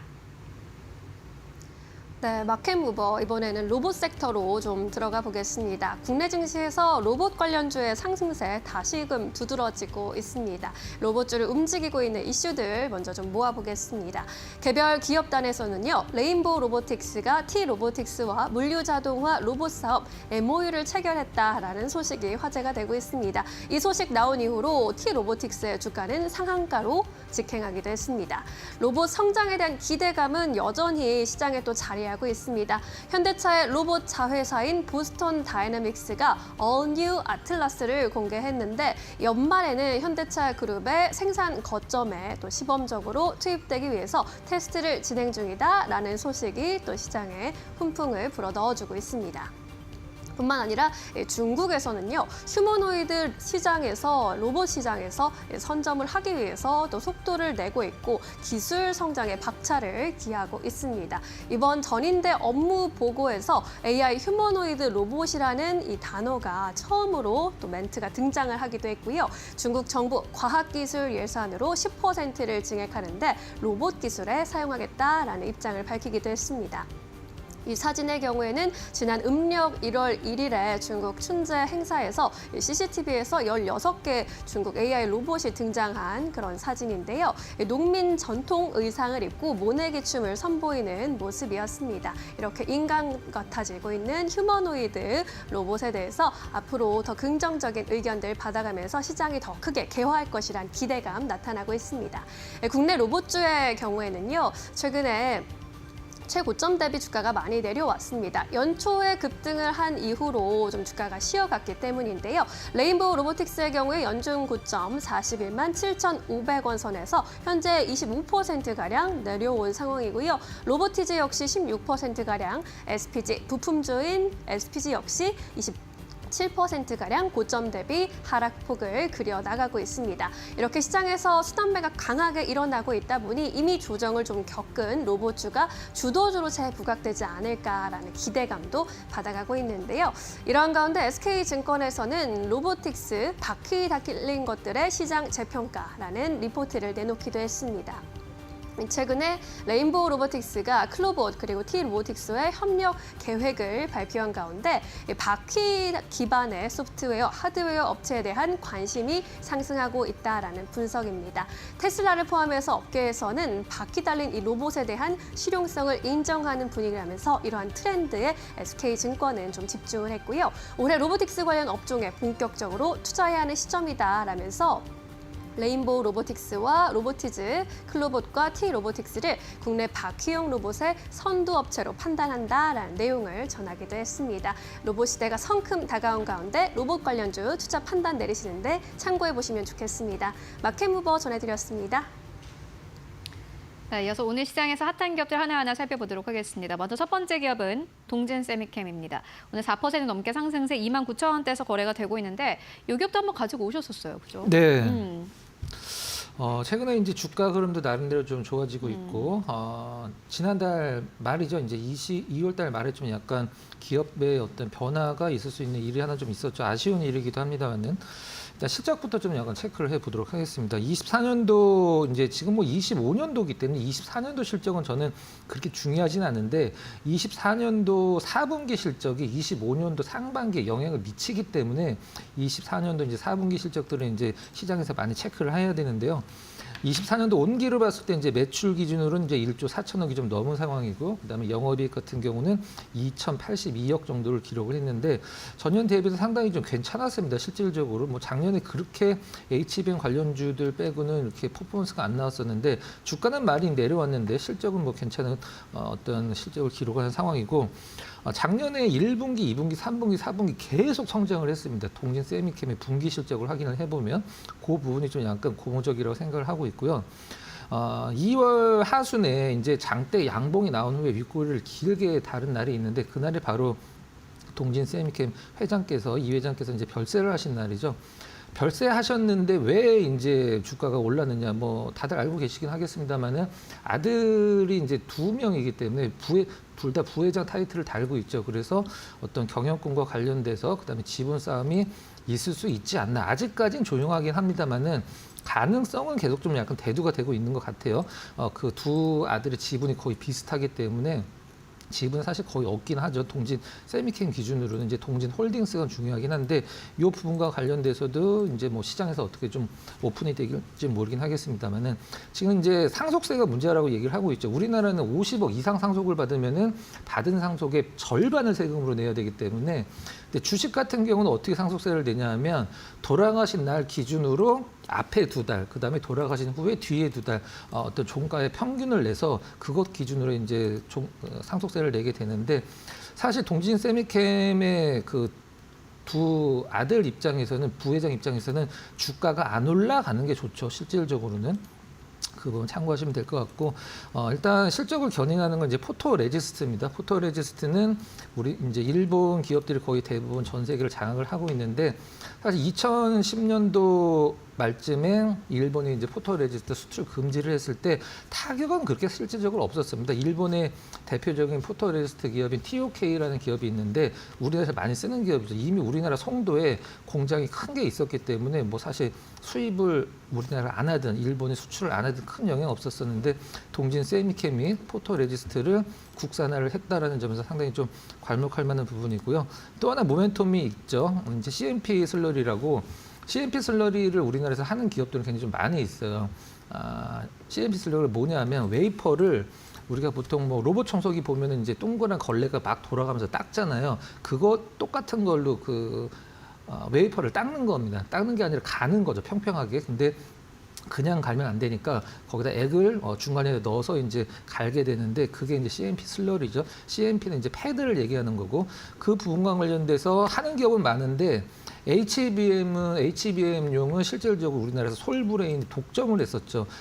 다른 기업들은 전혀 이제 진입을 못했었는데 동진 세미캠이 이번에 CMP 슬러리 HBM 관련돼서 솔브레인의 독점을 깼다라는 소식도 일단 실적에 어떤 보탬이 될 거라고 생각을 하고 있습니다. 한솔케미칼도 진입을 좀 준비를 하고 있는 걸로 알고 있는데 정리를 하면 일단 2월 말서부터 기관 쪽의 수급이 좀 나쁘지 않고요. 그 다음에 별세와 관련돼서 안타깝지만 그래도 시장에서 참 좋아하는 재료인 경영권 분쟁 그리고 어떤 차트도 나름대로 좋게 만들어가고 있어서 동진 세미캠 관심 있게 보시면 될 것 같습니다. 지금 근데 당장 주가가 좀 반등할 만한 포인트는 없는 것 같네요. 포인트는 이제 작년에 이제 1분기, 2분기, 3분기, 4분기 실적이 계속 좋아졌거든요. 그래서 그게 이제 올해까지 연결된다라고 이제 시장은 좀 보고 있는 것 같고요. 이제 반도체 업황도 이제 바닥이고 이제 좋아진다라고 하면은 뭐 동진쌤 작년에 반도체 업황이 좋진 않았는데 4분기 연속 성장을 했거든요. 그래서 올해도 반도체가 조금 반등을 해주면은 동진세미캠이 좋을 것이다. 이렇게 좀 약간 내다보고 있는 상황입니다. 좀 길게 보자. 딱 봤을 때는 추세적으로 뭔가 반등에 대한 확실한 전환은 없는 것 같은데요. 그러니까 흔히 얘기하는 모멘텀 바로 이거다. 약간 그런 건 좀 우리가 흔히 요즘 얘기하는 말로 킥은 좀 약간 없습니다. 킥은 좀 없는 상황인데 무난하게 좋다. 이렇게 보시면 될 것 같습니다. 알겠습니다. 동진세미캠 만나보고 왔고요. 이어서 두 번째 기업 만나보도록 하겠습니다. 미래에셋 증권입니다. 이 기업도 사실은 좀 걱정하시는 분들 많을 것 같아요. 어떻게 보십니까? 미래에셋 증권 일단 지금 최근에 한 4년, 3년 만에 최고치를 오늘 갱신을 했죠. 종가 기준으로. 근데 시장에서 가장 걱정을 많이 한 것은 이제 부동산 관련돼서 해외 부동산 관련돼서 이제 익스포저 그러니까 그 위험에 노출된 금액이 조 단위가 넘었기 때문에 1조 4천억 정도. 지금도 아마 1조 4천억에서 작년에 한 3천억 이상을 우리가 보통 삼각처를 했다 이렇게 표현을 하는데 그 부분 때문에 이제 미래에셋 증권에서는 당장 이제 해외 투자한 부분에 대해서 리스크는 올해는 없다라고 밝히고 있는데 그 부분은 이제 조금 더 진행 상황을 지켜봐야 될 것 같고 이게 사실 이제 별거 아니라고 해도 네. 터지면 이게 크게 터지잖아요. 크죠. 그래서 그러니까요. 작년에 우리나라 증권사 한 3개 날아간다고 그랬습니다. 이거 해외 부동산 때문에. 그리고 우리나라 이제 건설업계 안 좋아서 PF 때문에 실질적으로 몇 천억 손실을 본 기업들이 한두 개가 아니죠. 근데 그래서 이제 미래에셋 증권도 작년에 여의도 전통의 예전에 대우증권 사옥이죠. 그걸 이제 매각까지 하면서 어떤 손실 처리를 좀 약간 막으려고 노력을 했는데 시장은 좀 그런 것 같아요. 그러니까 뭐 계속 좋아지면 좋긴 하겠습니다만 계속적으로 안정된 것보다 나빴다가 이제 좋아지거나 아니면 나쁜 게 덜해진다. 우리가 보통 실적 발표를 보더라도 500억 적자 예상했는데 200억 적자 나오면 주가가 막 급등을 하거든요, 보통. 근데 500억 흑자 예상인데 300억 흑자가 나왔다. 그럼 주가가 떨어집니다. 흑자 나온 기업은 떨어지고 적자 나온 기업은 올라가고 이게 주식시장의 생리인데 미래에셋증권은 뭐 그래도 우리 해외 투자 잘하고 있어. 성과가 나오고 있어라고 얘기를 하는데 몇 개 좀 대표적인 거 한번 짚어보도록 하겠습니다. 일단 인도에 이제 증권사 하나 인수했는데 그 상당히 요즘에 좀 잘 나가고 있죠. 쇠역한이라고. 인도의 나름대로 네임드 증권사인데 미래에셋증권이 인수를 해서 지금 유저가 한 500만 정도 된다라고 해요. 이것도 이제 나름대로 미래에셋증권 해외 투자의 모멘텀으로 삼고 있는 상황이고, 그다음에 뭐 우리나라에서 가장 먼저 좀 약간 발달을 했던 게 이제 배달이잖아요. 배달. 인도의 이제 배달의 민족으로 얘기를 하는 조마토라는 기업이 있습니다. 그 기업에 투자해서 거의 300%의 지금 수익률을 올리고 있기 때문에 약간 한 절반 이상 정도는 엑시트를 좀 한 것 같아요. 현금화를 좀 했고 나머지 한 3분의 1 정도 들고 있는데 그 부분에서 이제 어떤 투자 수익이 굉장히 컸다라고 이제 밝히고 있는 상황이고, 베트남 쪽으로 주로는 좀 약간 개발도상국 위쪽 중심으로 좀 약간 그 저변을 확대하고 있는 상황인데 예, 베트남도 진출해서 지금 지점이 굉장히 많이 늘어나고 있는 상황입니다. 일단 개발도상국도 우리나라도 마찬가지고 사실 개발도상국들 분들이 주식 투자를 굉장히 많이 하거든요. 그래서 그런 부분들에서 이제 성장성이 크다라고 이제 볼 수 있고요. 저는 이걸 이제 팩트 체크를 하면 좀 약간 의아스러운 부분들이 있는데, 인도네시아도 진출을 하긴 했는데 인도네시아에서 처음으로 HTS, MTS 서비스를 뭐 구현을 했다라는 게 있는데, 보고서를 보면 그럼 그 동안은 다 뭐 지점에서 그 어떤 지점으로 가서 이제 뭐 거래를 했는지는 모르긴 하겠습니다만은, 미래에셋 측에서 밝히기로는 우리가 인도네시아에서 처음으로 MTS랑 HTS를 서비스를 했다라고 이제 밝히고 있는 상황이에요. 거래량도 상당히 좀 좋고 수급적으로 상당히 좀 그 메리트가 있는 상황이에요. 잠깐 보면서 말씀드리도록 하겠습니다. 차트상에서 제가 이제 세로선이 그어져 있는 부분이 이제 외국인들이 수급 저점이었었는데, 작년 2월 한 초순에서 중순 넘어가는 부분에서 이제 빨간색 선이 외국인 수급이에요. 외국인 수급이 굉장히 러프하게 들어오고 있고, 이제 어제 좀 약간 매도가 나오긴 했습니다만은, 좀 특이한 부분은 기관들이 이제 그 며칠 전에 4거래일 전 이제 장대 양모 보여준다 기준으로 굉장히 퍼포먼스 있게 지금 매수가 들어오고 있어요. 그래서 시장이 좀 약간 처지는 구간에서도 이제 미래에셋증권의 실질적으로 주봉을 보면 한 4년 동안 거의 최고치를 갱신을 한 상황이기 때문에, 우리가 보통 이거를 뭐라고 표현을 하냐면은 이제 저항선을 뚫었다라고 보통 얘기를 하거든요. 이렇게 해서 일단 뭐 새로운 이제 시세가 있고 이렇게 저항선을 뚫으면 이제 매물대가 없다라고 보통 표현을 하는데, 제가 봤을 때는 아까도 말씀드리긴 했습니다만은 지금 리스크가 있긴 합니다만 시장에서는 그 리스크를 이제 크게 좀 신경 쓰지는 않는 것 같아요. 그래서 뭐 시장에서 외국인들 기관이 뭐 사겠다는데 주가가 당연히 올라가겠죠. 네. 네. 이렇게 관심 있게 보시기 바랍니다. 알겠습니다. 미래에셋증권까지 만나보고 왔습니다. 지금까지 박근호 이사와 함께 이야기 나눠봤습니다. 말씀 고맙습니다.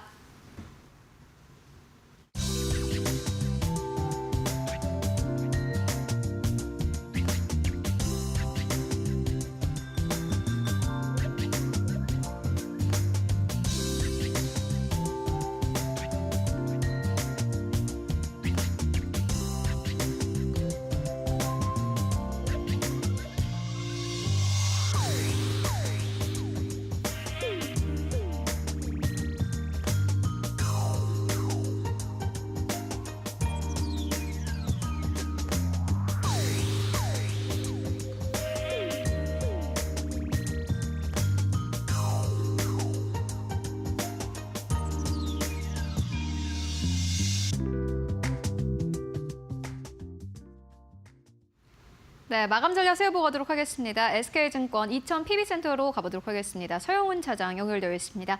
안녕하십니까? 네, 안녕하세요. 네, 차장님 오늘 시장 마감 상황은 어떻게 보고 계십니까? 네, 오늘은 뭐 어제와 사뭇 다르게 어저께 미국 시장이 좀 큰 폭으로 좀 하락심에도 불구하고 오늘 좀 상승 마감하는 모습들을 보였습니다. 물론 어저께도 뭐 우리나라 시장이 좀 밀렸다가 좀 회복하는 모습들을 보였지만 상승 전환까지는 좀 역부족이었던 흐름인 반면에 오늘은 좀 외국인 수급이 매수로 전환이 되면서 상승세가 이어지고 있다라는 점에서는 상당히 좀 긍정적인 흐름이라고 좀 볼 수 있을 것 같습니다. 특히나 오늘 상승하는 종목들의 섹터를 보면 AI, 재건, 뭐 방산과 같은 최근 시장의 상승을 이끌었던 주요 섹터들 위주로서 시총 상위 종목들 위주로서 상승이 나왔다라는 점에서는 긍정적인 흐름이라고 볼 수 있겠고요. 뭐 3월 지금 외국인들의 선물 옵션 포지션을 살펴보면 아직은 하방 구간이긴 하나 최근 그로 인해서 하방이 좀 나왔고 내일이 만기일이라는 점을 감안해 본다라면 오늘 외국인들의 현선물 매수세는 상당히 좀 긍정적이라고 좀 판단을 할 수 있을 것 같고요.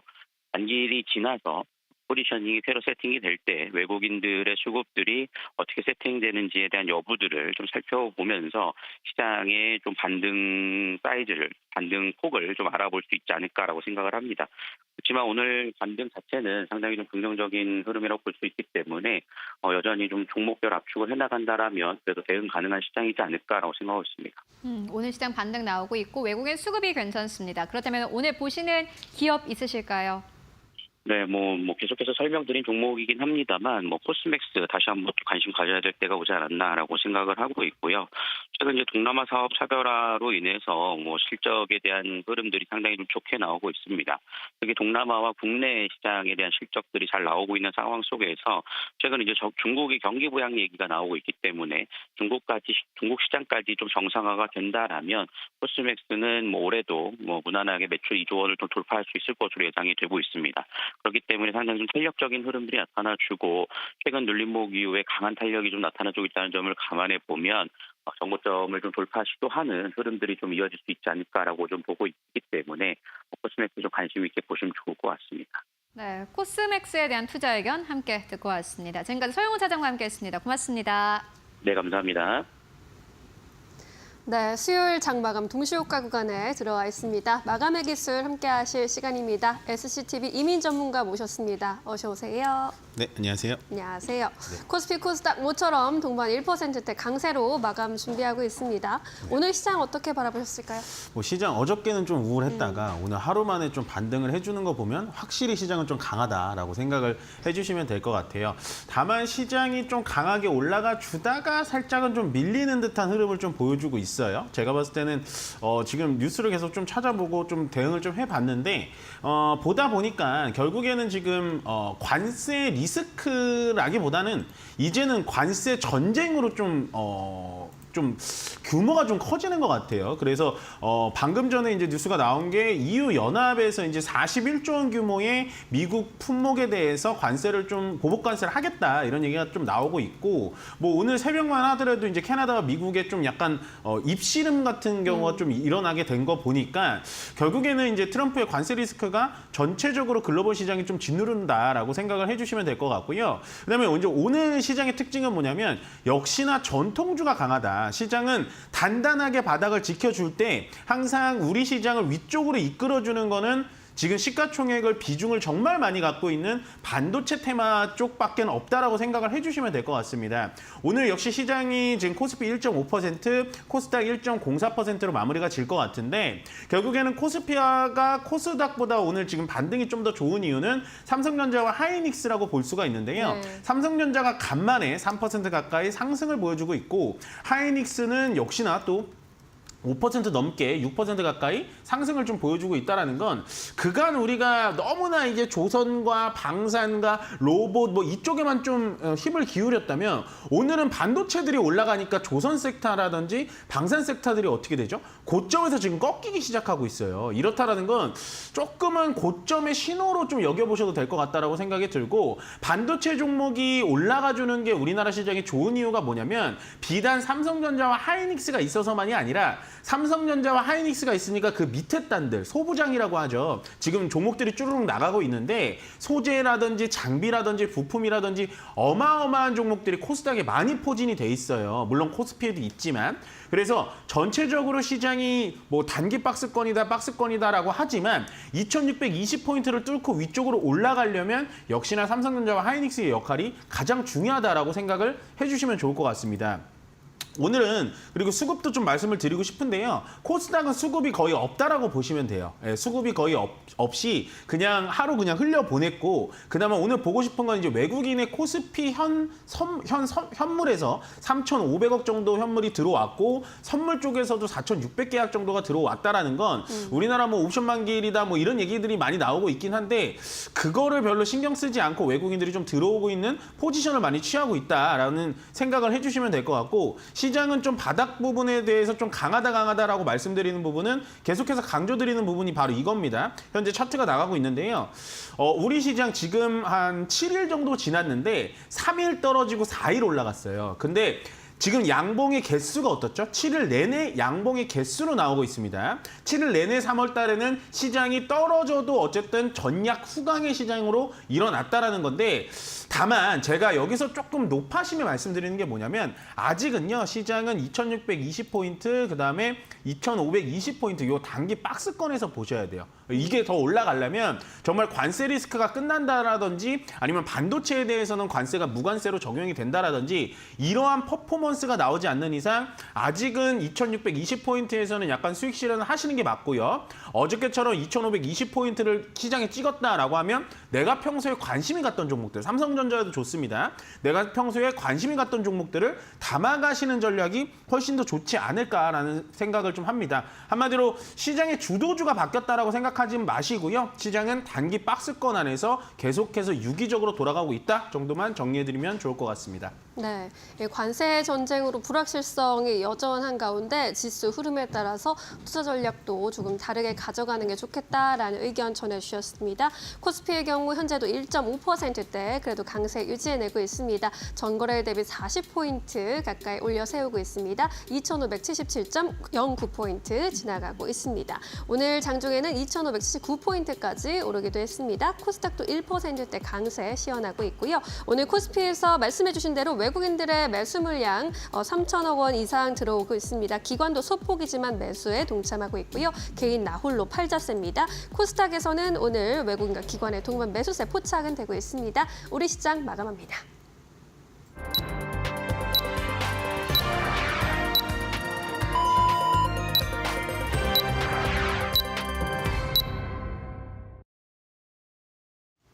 네, 3월 12일 수요일장 모두 다 마무리가 됐습니다. 여러분들 오늘도 고생 많으셨습니다.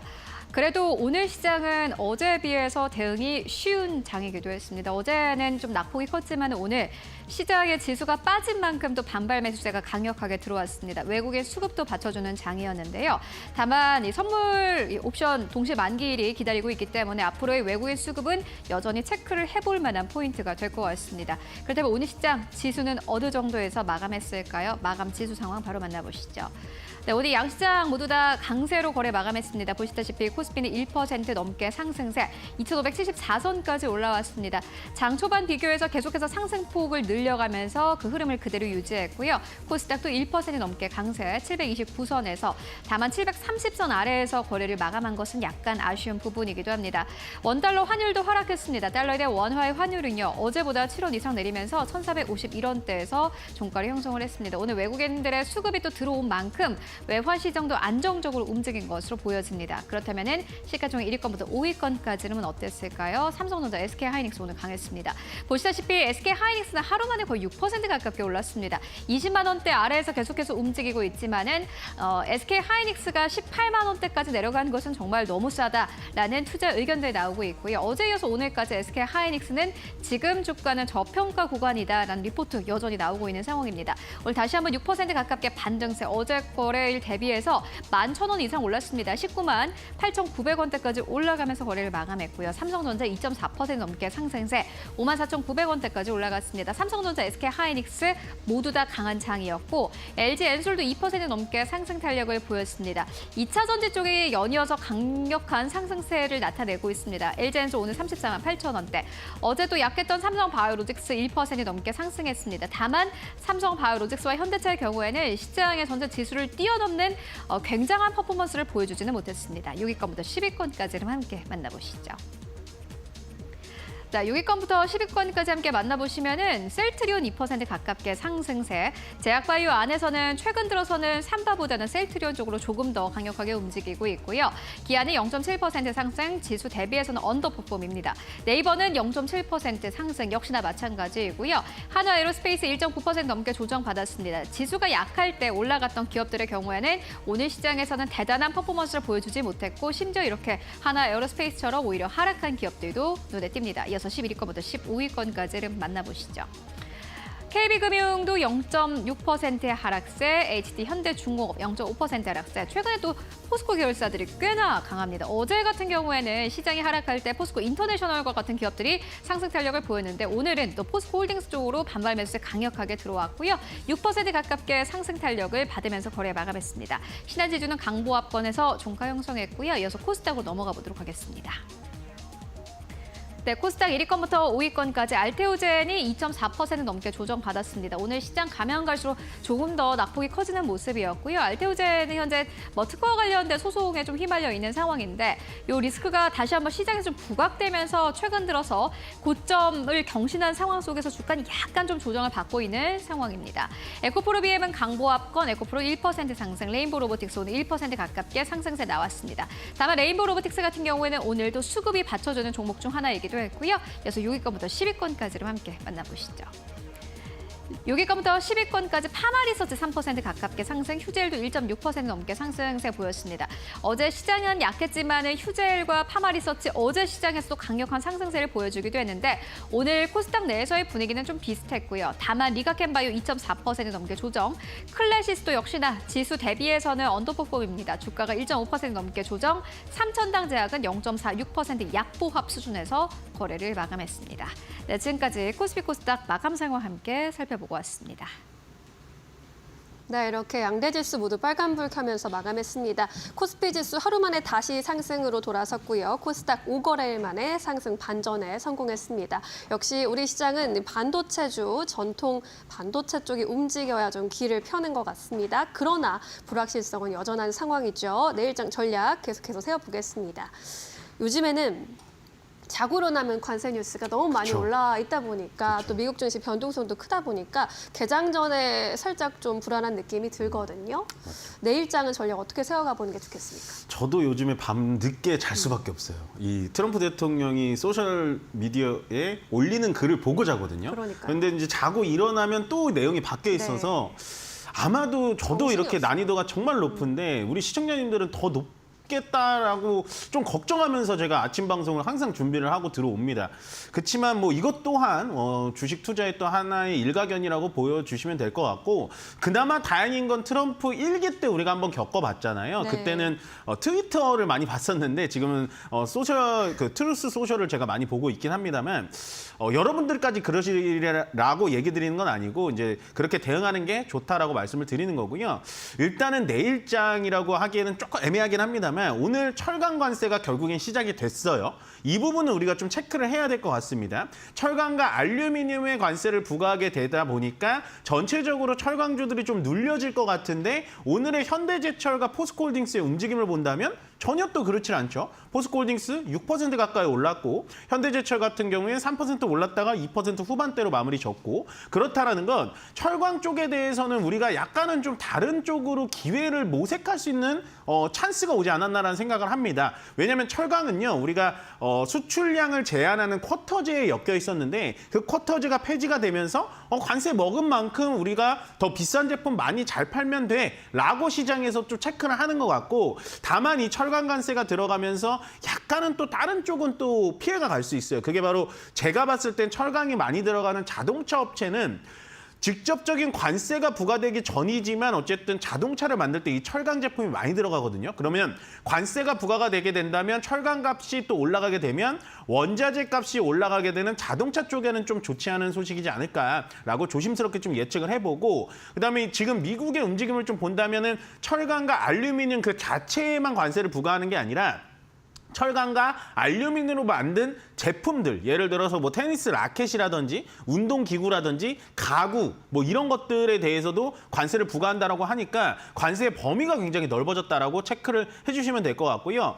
결국에는 지금 철강과 알루미늄을 관세를 부과를 했고 그다음에 앞으로 관세를 그럼 여기서 멈출 것인가라고 한다면 저는 트럼프 대통령이 조금 더 관세의 범위를 넓혀갈 것 같아요. 뭐 예를 들어 자동차 가장 지금 근접해 있죠. 자동차 그다음에 반도체 반도체 부분도 좀 근접해 있는데 반도체는 지금 미국이 혼자 케어가 안 되기 때문에 조금 약간은 좀 괜찮지 않을까 조심스럽게 좀 예측을 해보고 그 다음에 봐야 될 게 이제 의약품 쪽, 약품 쪽에 대해서도 관세를 좀 매길 가능성이 좀 있고요. 그 다음에 지금 트럼프 대통령이 직접 언급한 4월 2일부터 한다라는 상호 관세. 상호 관세라는 건 나라 대 나라별로 너네가 10% 매겨? 우리도 10% 매길게 이렇게 하는 거거든요. 여기에 대해서 우리나라도 좀 자유로울 수는 없기 때문에 앞으로의 이 관세 정책에 대해서 조금은 피곤하시겠지만 좀 유연하게 시장을 좀 대응해야 될 것 같다라는 의견을 피력을 해드리고 그 다음에 봐야 될 건 이제 캐나다 차기 총선이 아마 내주 이번 주나 다음 주에 이제 확정이 될 것 같습니다. 현재 트리드 총리에서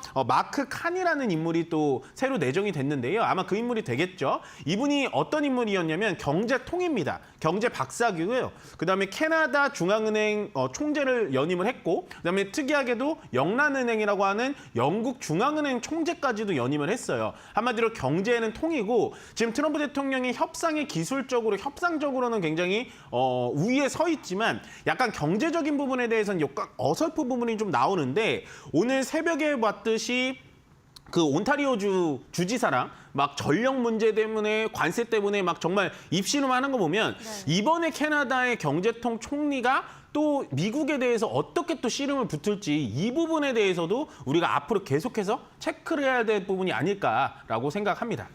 네, 일단 철강 알루미늄 관세로 피해를 받을 수밖에 없는 이 자동차 업종은 좀 피해가 불가피하기 때문에 눈여겨봐야 할 것 같고요. 앞으로도 이 관세 관련해서 뉴스플로우는 잘 체크해 봐야 할 것 같습니다.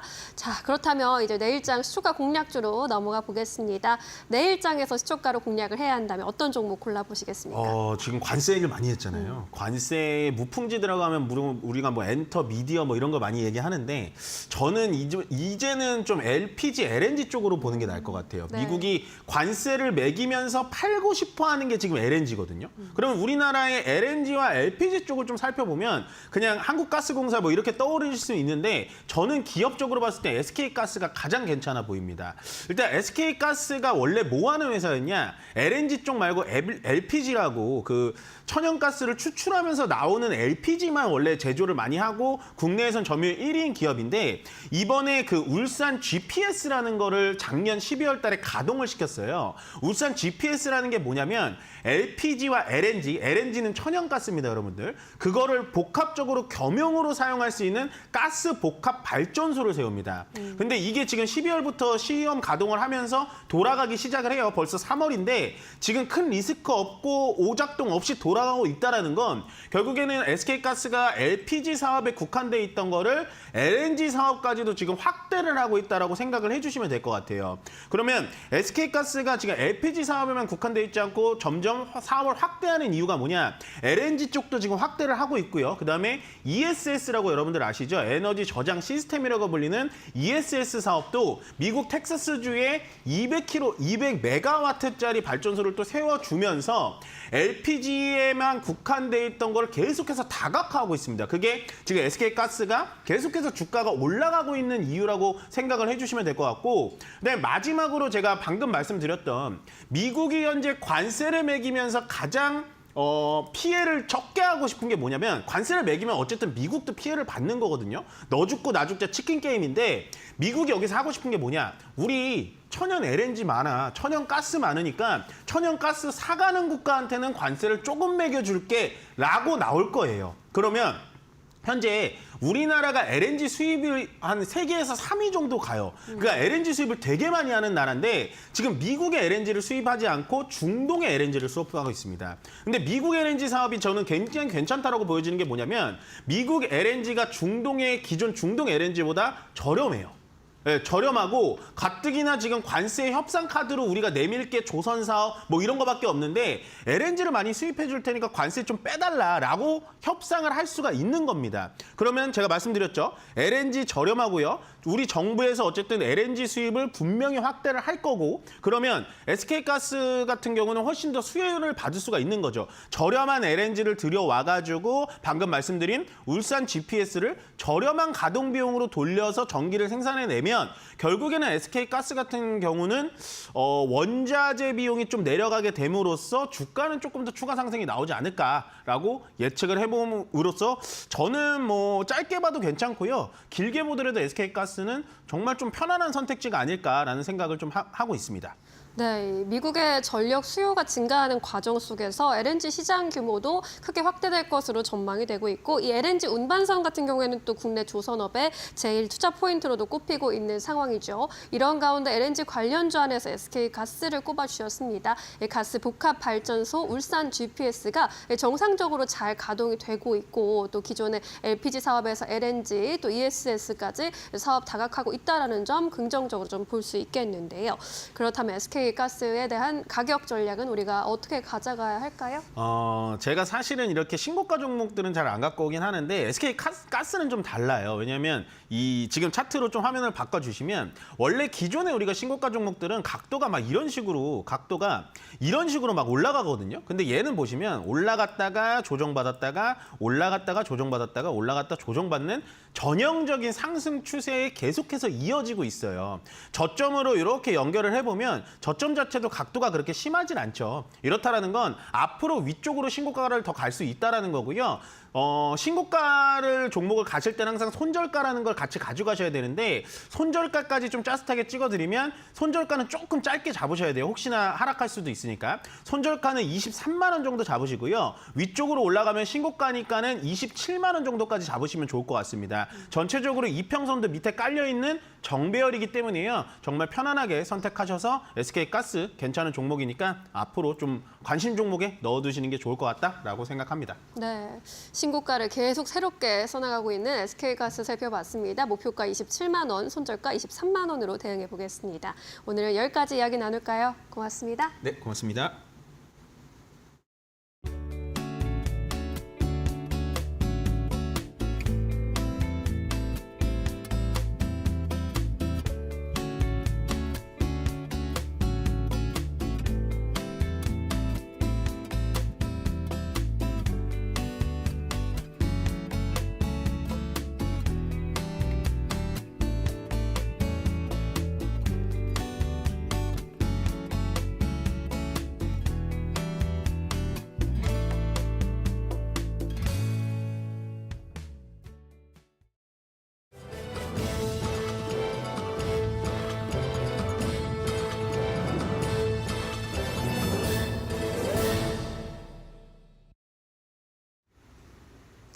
계속해서 이데일리 TV 뉴스 전해드립니다. 정부가 반도체 업계 지원을 위해 이르면 다음 주부터 특별 연장근로 인가제도 특례를 시행합니다. 고용노동부는 12일 열린 관계부처 회의에서 반도체 연구개발 특별 연장 근로 인가제도 보완 방안을 발표했습니다. 이번 특례안으로 기업은 반도체 연구개발로 특별 연장 근로를 할 때 1회 최대 인가 기간을 6개월까지 신청할 수 있습니다. 기업은 현행 3개월씩 3번 연장하는 안과 신설된 특례안 중 원하는 안을 선택합니다.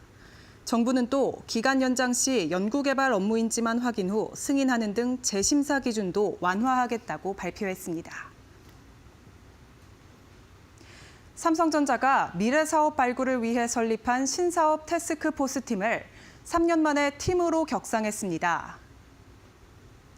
12일 삼성전자 사업 보고서에 따르면 가전 모바일 사업을 담당하는 디바이스 경험 부문은 최근 개편을 통해 신사업 TF를 팀으로 격상했습니다. DX 부문 비즈니스 개발 그룹장과 신사업 TF장을 겸임해왔던 백종수 삼성전자 부사장이 팀을 총괄합니다. 일각에선 삼성전자가 대형 인수합병에 속도를 내는 것이 아니냐는 분석도 제기됩니다. 업계 관계자는 이번 격상은 M&A를 통해 신사업을 발굴하겠다는 의지로 해석할 수 있다고 밝혔습니다. 미국 하원이 해외 적대국 배터리 디커플링법을 통과시키며 중국산 배터리에 대한 규제를 가했습니다. 12일 대만 중앙통신은 해외 적대국 배터리 디커플링법이 지난 10일 미국 하원에서 초당파적으로 통과됐다고 전했습니다.